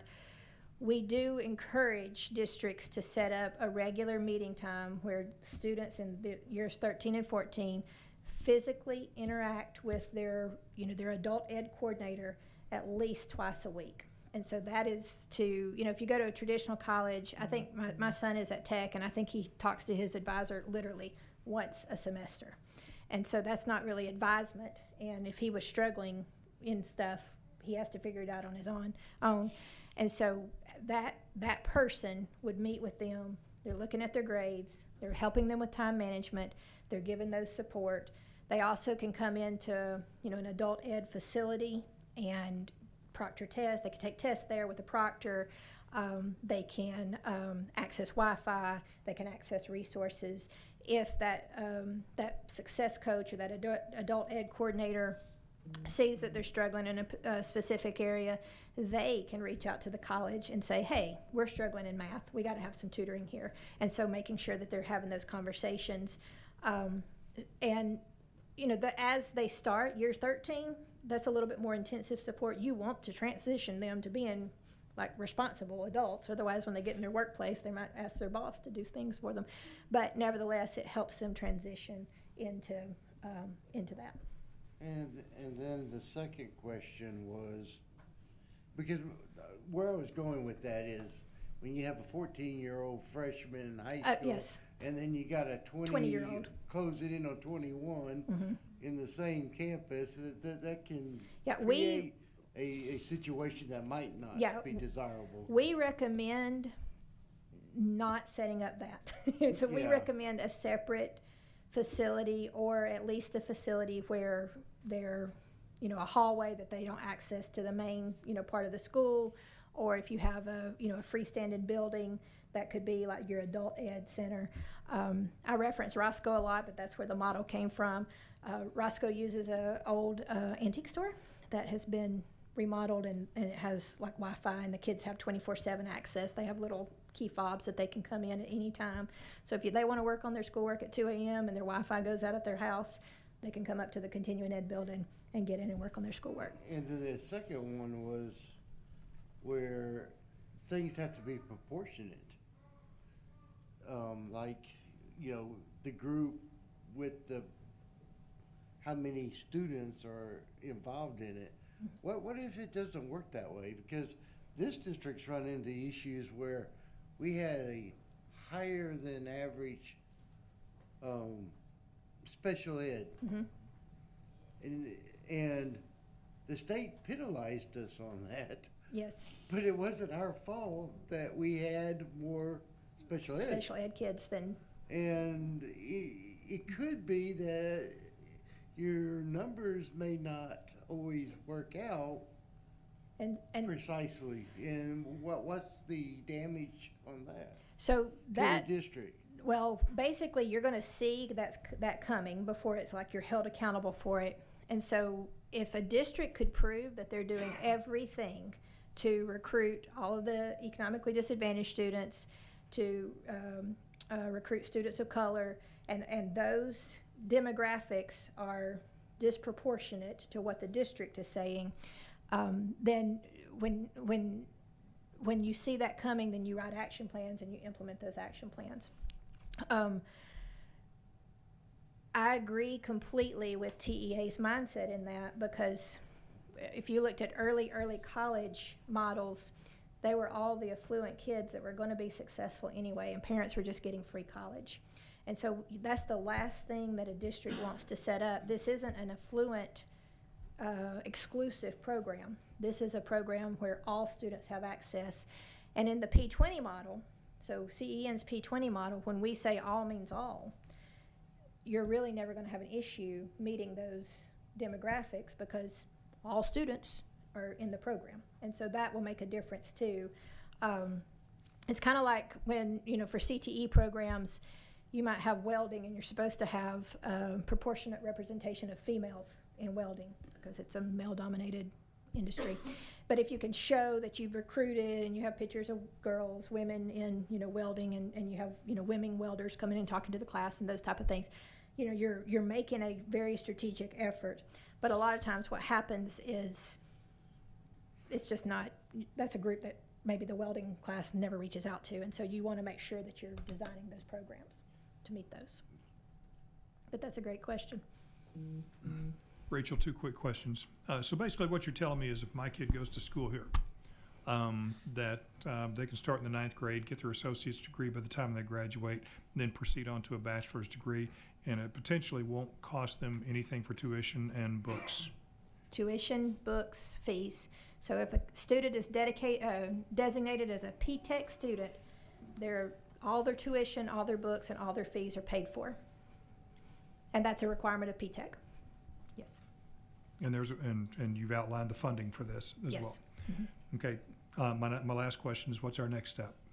So our next step is we will have an MOU. It's like a covenant. You can walk away in 30 days. We can walk away in 30 days, so it really isn't really binding. But nevertheless, it's a covenant that kind of lays out what CEN commits to do, what the district commits to do.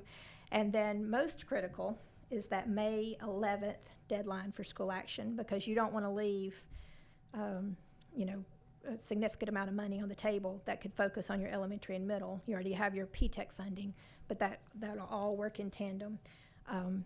That timeline, you will apply, you have interviews in June, it's awarded in July, and we're already committed under TEA to work with you on your P-TECH planning, and so we'll be setting up a meeting schedule to come and work out like programs of study planning and all of that good stuff, but then the school action piece will kind of overlay with that. So when we come down, we may spend 2 or 3 days in Venus, focus on P-TECH planning, focus on the elementary, focus on the middle school.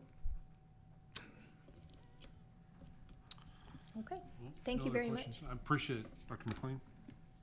Thank you.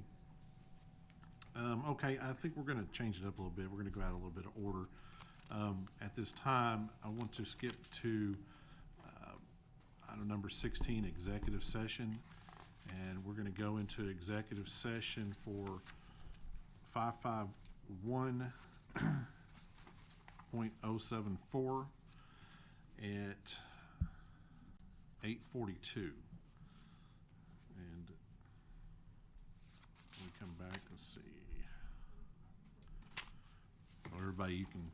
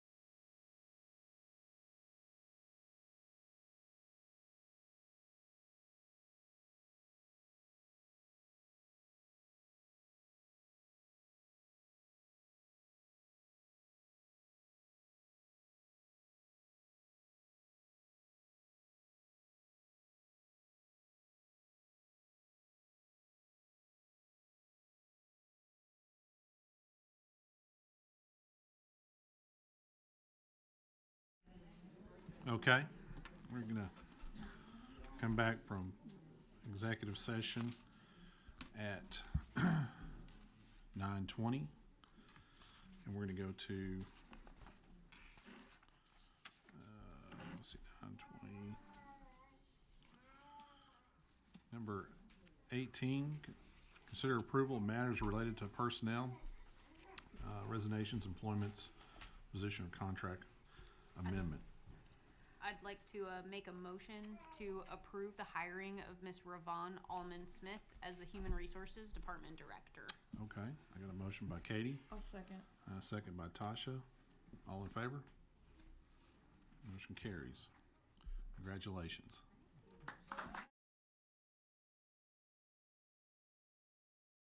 And if you like, come on up here and I'll let you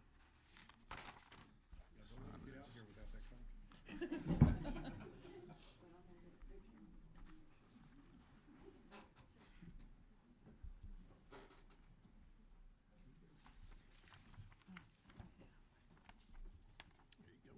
Sign right here.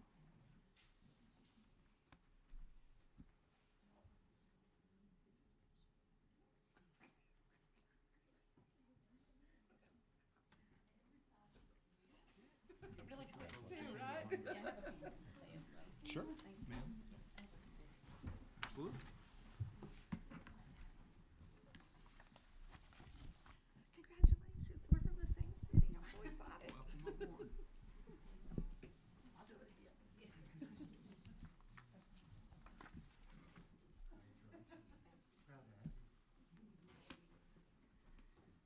Yeah, you want to say something? So, President Sutton, Mr. Hopper, members of the board, thank you guys for this opportunity to join the Venus ISD team. One thing I told them when I interviewed for this position, I have been created to serve and to help in any way that I can. And so I was really excited that I was granted this opportunity by the to come and just utilize my gifts and talents as you guys continue to grow as a community. So I'm super excited about it. Anything that you need from me, ready to partner together and get to work with you guys. I do have my husband with me, Michael Smith. He currently works in Arlington as a police officer, so my son gets it from both ends. He gets it from my husband as an administrator. And then I have my village with me as well. I have my sister's counselor, a professor, a teacher in Urban ISD. I have Lieutenant Thurman here with me. She serves as my mentor and also my legal advisor. And so I'm so excited just to have my team, my village with me, and for you guys embracing us and welcoming me tonight and giving me the opportunity to serve. That's it. Thank you. Well, you have an amazing family. Yeah.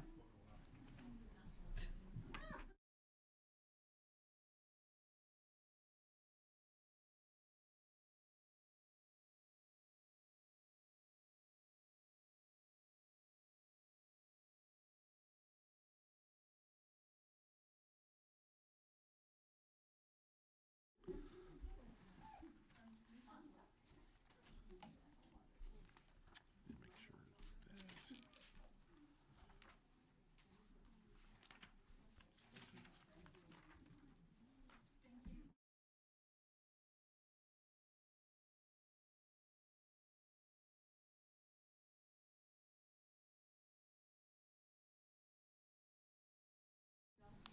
We're gonna go back to, well, let's go back here to, we're gonna go back here to, item number 11. Oh, I'm sorry, hold on a second here. Number 19. Number 19. Ah, shoot, all right. Yeah, let's go ahead and do that, I'm sorry. All right, we're gonna go to item number 19, consider approval to give the superintendent authority to hire personnel from Monday, May 30th, 2022 through Friday, July 29th, 2022. I have a motion. I'll make that motion. I got a motion by Greg. A second by Joe. All in favor? Motion carries. All right, going to item number 20. Consider approval of administrative contracts for 2022 through 2023. I'll make a motion to approve. I got a motion by Tasha. Second by Katie. All in favor?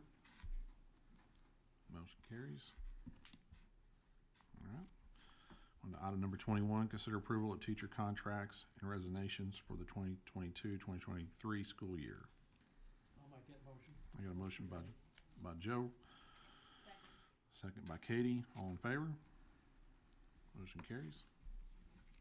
Okay. All right, so I guess here, let's go back to item number 11. So go to presentation of annual maintenance report. Ronnie, was that gonna be Ronnie or just gonna be you? Ronnie's like, nope. I thought you had it. I had you. So I'm going to narrate some of this and ask Ronnie to fill in a few things. I'm going to pass around the maintenance budget, and we'll reference that here in just a little bit. What you have is a summary of completed work orders at this point in the school year, and so you can kind of see where we are. Throughout the year, we've had 111 different repairs to doors. That's mine and 110 others. Is that right, Ronnie? Yeah. Then we get down to electrical, and you can see the numbers there. I don't need to read those to you. One of the things I will tell you is that the district right now, we're systematically trying to replace all the incandescents with LEDs, and we're about a 60% LED district at this point. So just as we go, we're replacing those. And so furniture, we've had different furniture repairs, installations, and so forth. One of the things that, it says move to another location, and Ronnie says, well, I keep having to move furniture for these teachers. I said, Ronnie, we're about 80% women here. Of course you're going to be moving furniture.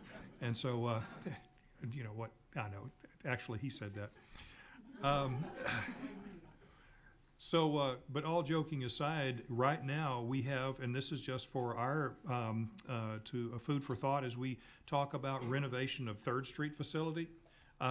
Basically, storage in this district has been whatever building we're not using at the time. So we really don't have anything that is structured for dedicated storage. When we renovate 3rd Street, when that happens, we have no dedicated storage in this school district of any magnitude. So that's something we'll have to think about as well. So it certainly will behoove us at some point to have a storage building built, just to set up for those kinds of things, because we're going to be moving furniture in and out as the district continues to grow. HVAC, we've had 145 repairs, some replacements, as you can see here. We are currently in the middle of starting some of those HVAC repairs that we had as that were designated after that big hailstorm several months ago. Ronnie, you want to touch base on that just a little bit and tell us about how many we got on each one of our campus? Yeah, he's got it right there next to his heart. Come up here. Oh, he'll come up to the pulpit. From a consulting firm that we've been dealing with, or EMA. At the moment, we're dealing with 9 units for the middle school that will be replaced, 59 units for the high school, 4 for the old primary, which would be CTE lab. And then the primary, there is 20 units, rooftop units, and the elementary is 43 units that'll be replaced. Would you real quickly explain why it was that these HVAC units were damaged to the point that they had to be replaced with hail? I mean, because I didn't understand it at first. Well, the problem is they don't have hail guards on them. Mm. When the first guy came up to inspect these units, he got on the roof. He told me he thought he was going to an antique mall. They were so old, but they don't have hail guards Well, on they're them. still so- working though, weren't they? Yeah, oh yeah. So, but the new ones will have. Yes, sir. will have hail. So what got damaged, like the fans, or? It's mainly the coils. It beat the coils up, and they're just having to work 10 times as hard as they normally would, so. But our insurance covers this. Yes, ma'am. Yes, ma'am. Okay. So, and that was the issue that we have, and we're actually still talking to insurance about this, because I told them, I said, really don't understand how we can have, what was it, $3 million worth of hail damage to HVACs that they're actually gonna pay for, and yet Yes. almost zero roof damage. I said, I don't understand how that happens. And so we are still going back and forth with the insurance company. We have to go ahead and get on these HVACs or we're gonna lose it. So we're gonna go ahead and, because insurance is paying for that. I think we've got a deductible of, what was it? I think it's 100,000. I think it's 100,000 for all of it. Yes. So, I mean, it's a pretty good investment for what we're getting there. But again, we're pursuing, roof damage in this as well. Okay. If the roof damage, if the insurance comes back and says, yes, there's roof damage, is that all included in the same deductible? Not sure about that. Not sure about that, but it was like $100,000 is like 25,000 per campus, I think it was, wasn't it? 20,000? 20,000 per location. So in other words, it was a total of 100,000. But I'm not sure about that particular question. I'll have to find out.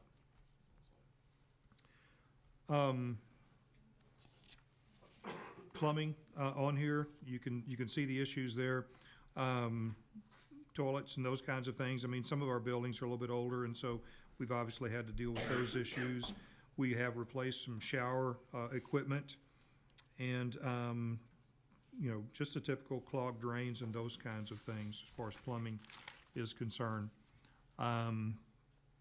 So you can see some of the stuff, sealed roof areas on the next page, repaired roof drain, and a few roof repairs.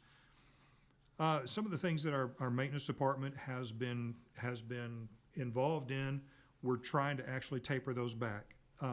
So I mean, historically, guys been delivering mail, putting up flags and those kinds of things.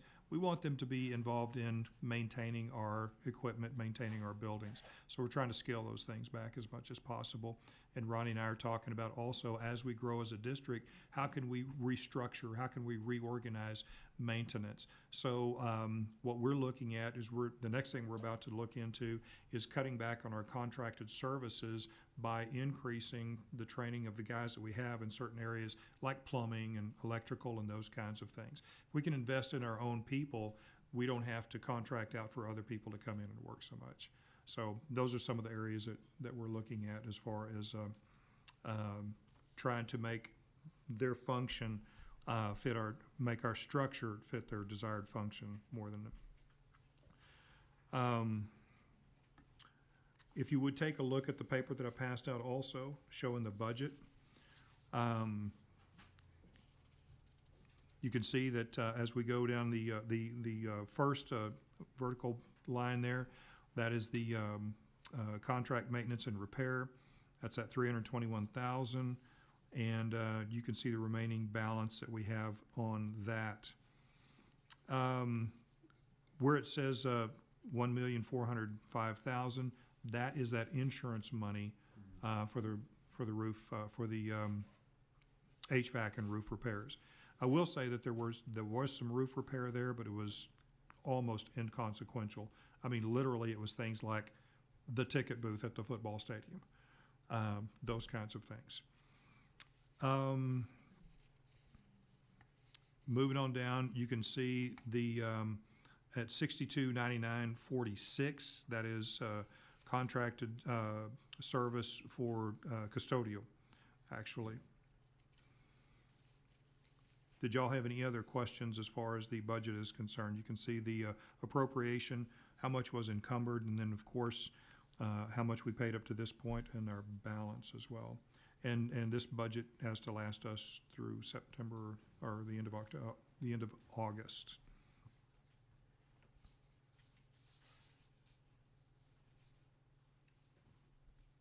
Ronnie, is there anything we're leaving out? Did you say anything about the roof consultant, Garland Company? I have not.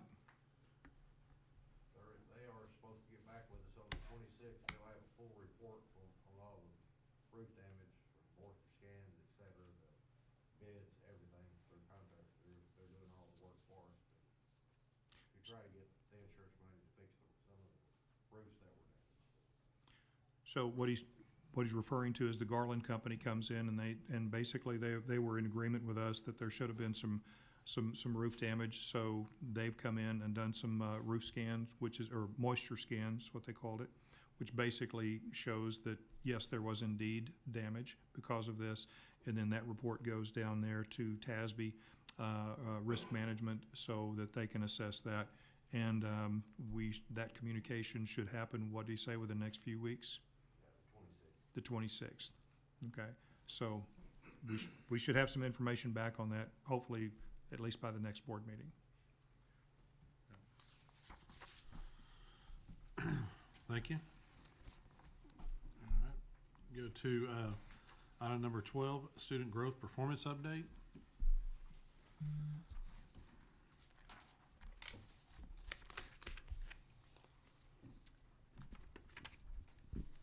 Okay, this month we're just looking at interim growth between our middle of year and end of year assessments. So we have our Lexia reading program and our Imagine Math math program. And we are looking at reading performance and math performance. So you can see in Lexia, each of our campuses does work in Lexia. For primary and elementary, it's Lexia Core 5. And middle school and high school uses Lexia Power Up, which both programs are geared towards the different age groups. And you can see just consistent growth across primary, elementary, and middle school with the percentage of students working in grade level content. So if you scroll down, or if you look in the next couple pages, you can see a breakdown. Keep going to where the graphs are, the blue graphs, the blue and gray. So you can see on each campus, the top line is the percentage at the beginning of the year.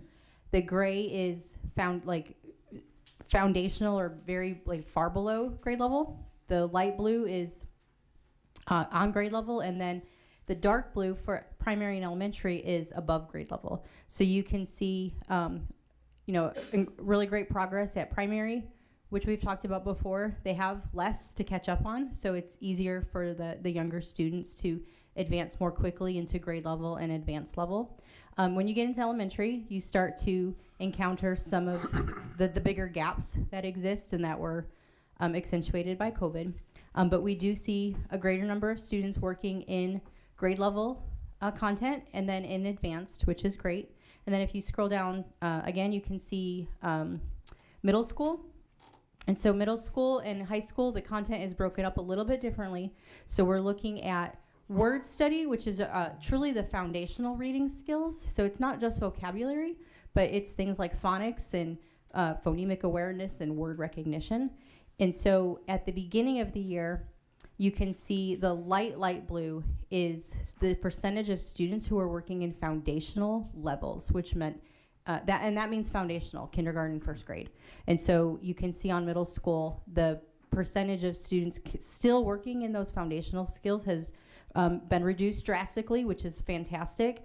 And we want to see our middle school students in that dark blue, which is 6th, 7th, and 8th grade content. So we are definitely seeing the progression of students in 6th, 7th, and 8th grade in word study, grammar, and comprehension.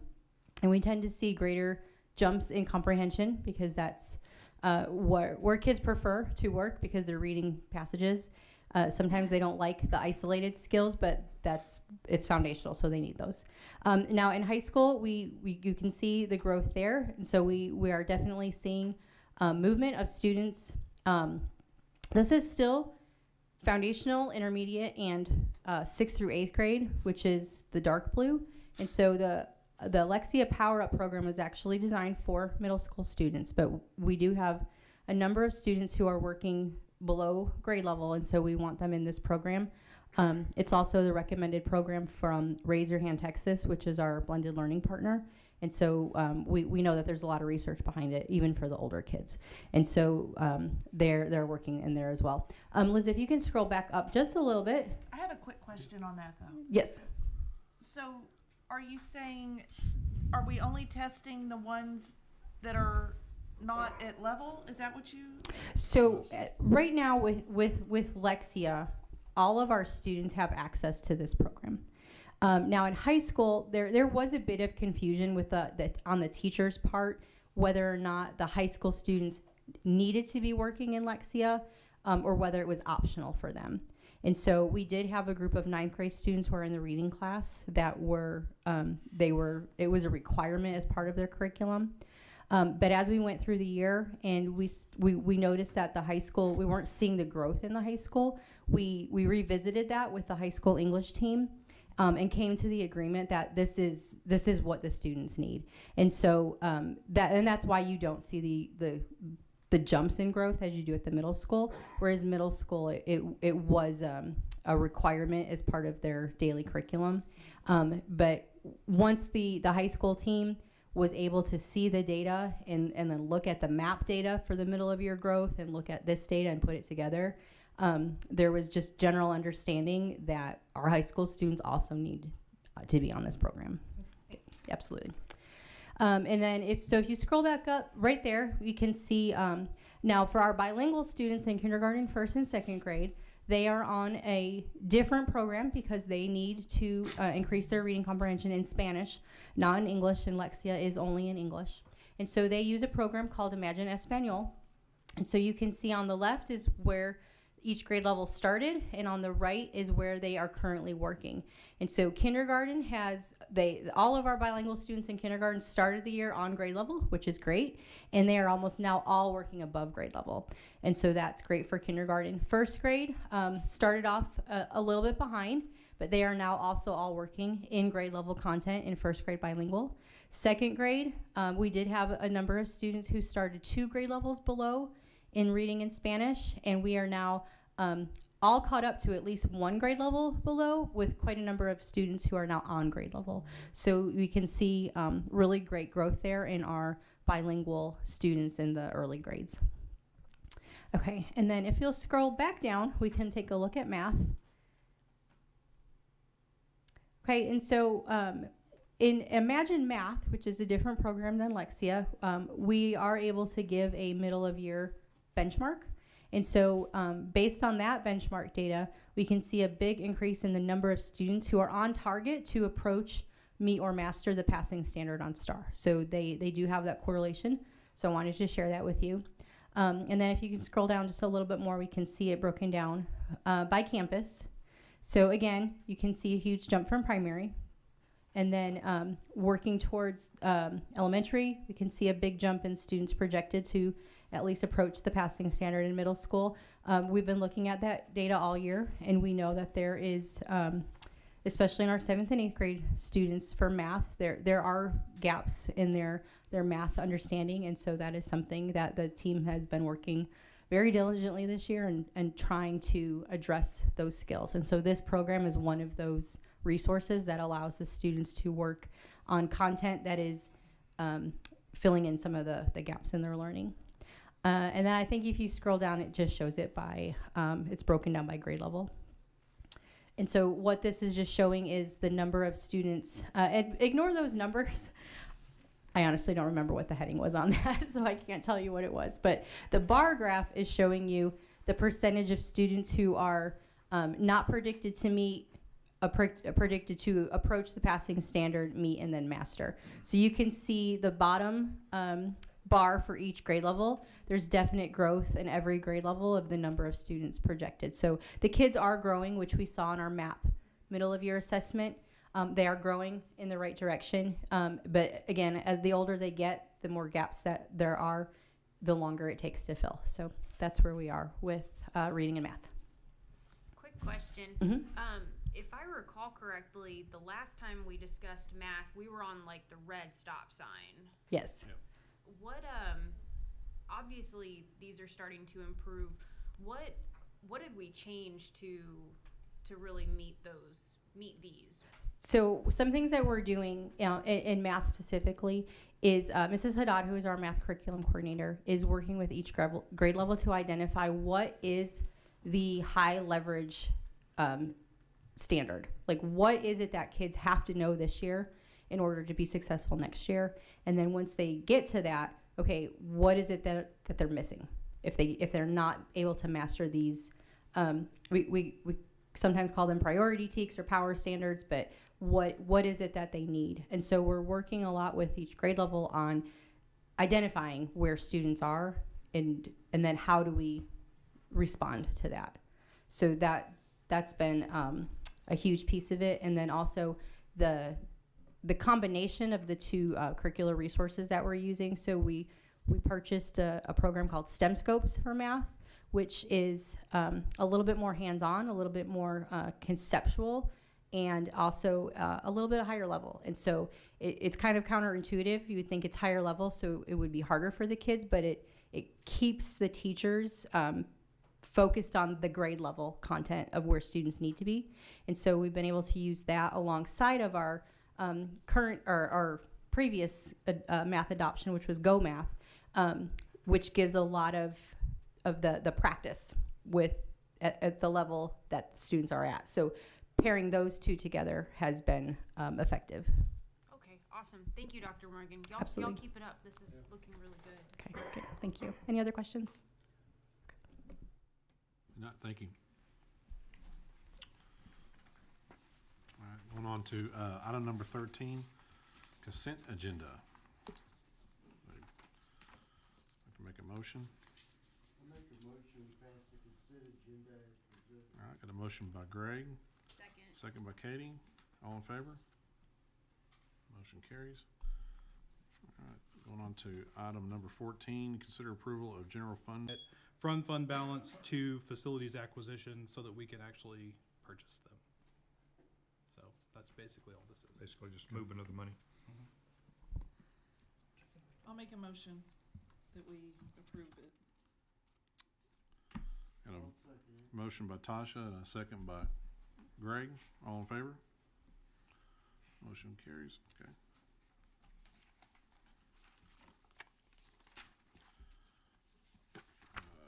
On to item number 15, consider approval of 2022-2023 acceptable use policy, mobile device agreement form, and responsible use guidelines document. Mr. Domain? Okay, so every year we're required to have board approval on the acceptable use policy. We made a few updates that is already in your board packet. All the changes that we made and updates that we made are in green. The changes that we made where we took stuff out is in red. Is there any questions or anything that y'all want me to clarify?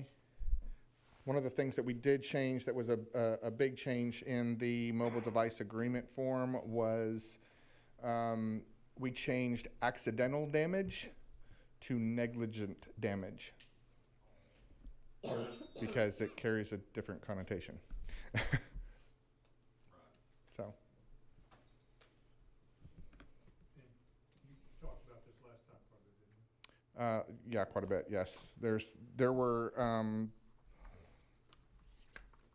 the significant changes that we made were things like we changed there's no more first accidental damage. It's the first time, anytime that there's damage, there's a copay of $30.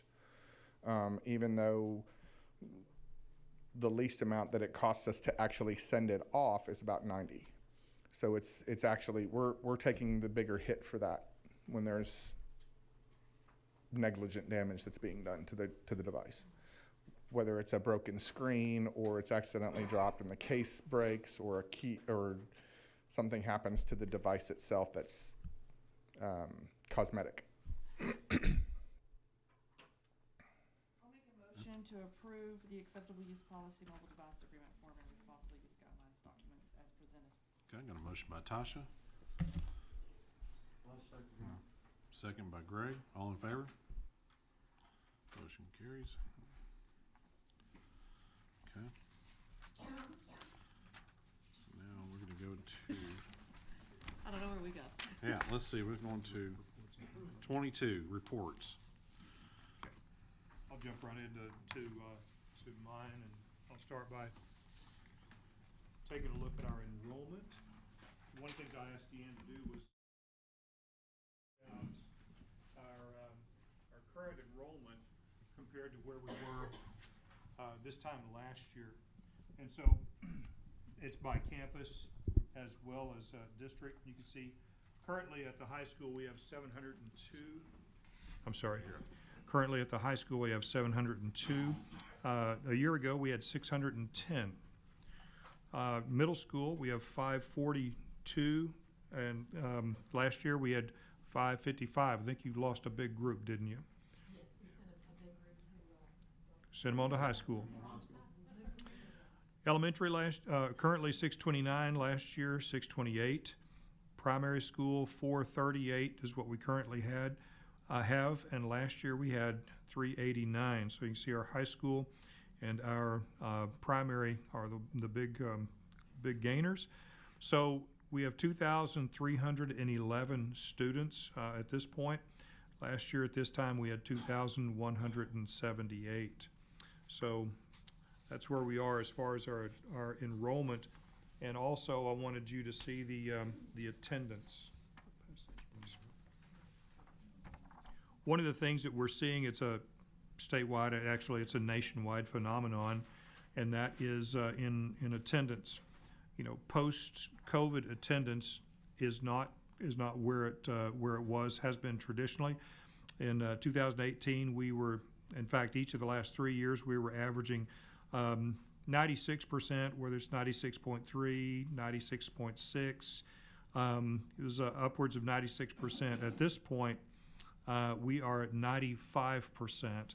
While we're faring a lot better than a lot of our other school districts, at the same time, that's still not where we were. So at 95%, you know, we're still trying to increase our attendance. And I think people just got used to, frankly, not coming to school, and so that's one of the things that we're working on right now. And you can see the detail as we go through there with each of those 6 weeks periods. So, want to see our attendance as well as our enrollment. Also, just wanted to remind everybody that tomorrow is our final community meeting. It's going to be at Liberty Baptist Church. While it is in Midlothian, that's a heavily Venus ISD resident membership. And so we'll be over there, and that will be broadcast on Facebook Live. I think we're going to put a little bit more of our P-TECH information in there so that it's not all the same information that we've been hearing. Later this week on Friday. Can I ask you a question on that? Yes, sir. Being in Midlothian, we've been like hosting that as a meeting here. How does that work on quorums and so forth up there? Have we? Being as Posted. inside a district. It's been posted as a notice of a possible quorum with the address of the church or the event venue. The for venue. meeting. Yeah. Because we actually can't have a meeting of the board outside the district. Yeah, it's just a notice of possible. It's not a posting for a meeting. It's just a notice of a possible quorum. So, and that hasn't occurred yet. And that really only becomes a real issue is if you're sitting there debating issues. Right. They're just attending is a different story. Correct. Good point. Very good point. On Friday, we have our students are hosting a Meet the Candidates on Friday at the middle school gym. It's going to be our board candidates as well as city council candidates. So it's going to be a neat thing. And the whole point there is that they're getting to learn about how the civic process works. And so that's really cool. So they've designed the questions, they've designed the process, and it's really a neat thing to see them do this. We will be starting up long-range planning committees very soon, and I'll send those dates out to you guys, and so that you'll have those very quickly. All right, I think that's it for me. That's it for you. Mr. Assistant Superintendent, do you have anything?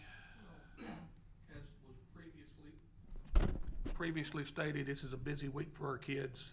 We've got them going everywhere between band, TSA, and I was told today by 2 ag teachers, do not forget to invite the board to the build-off on Saturday. And if you get there around noon, you might get a free cheeseburger. So, you know, bribe them with food. But we currently have 19 teams that'll be competing. That's not counting our 2, so 21 total. And they had a possible 20th team trying to get in as well. So it'll be a fun, exciting day. It starts at 8 o'clock, ends at 4. Judging begins, and then they'll do the awards and those sorts of things. So it'll be a fun, exciting day, and there'll be lots of flare-ups on the parking lot. So come out and enjoy.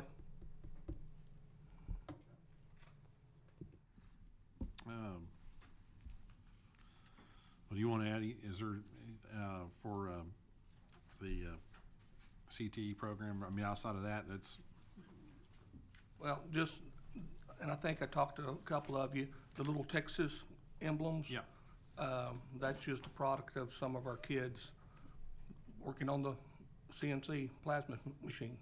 And so, which we got working? oh, yeah, yeah. No, they cut that out. Chiseled it back in. No. Is this the old one? Is it, yeah, that's the one's, That's the new one. the new one, yeah. Yeah, yeah. That's what I was, Yeah.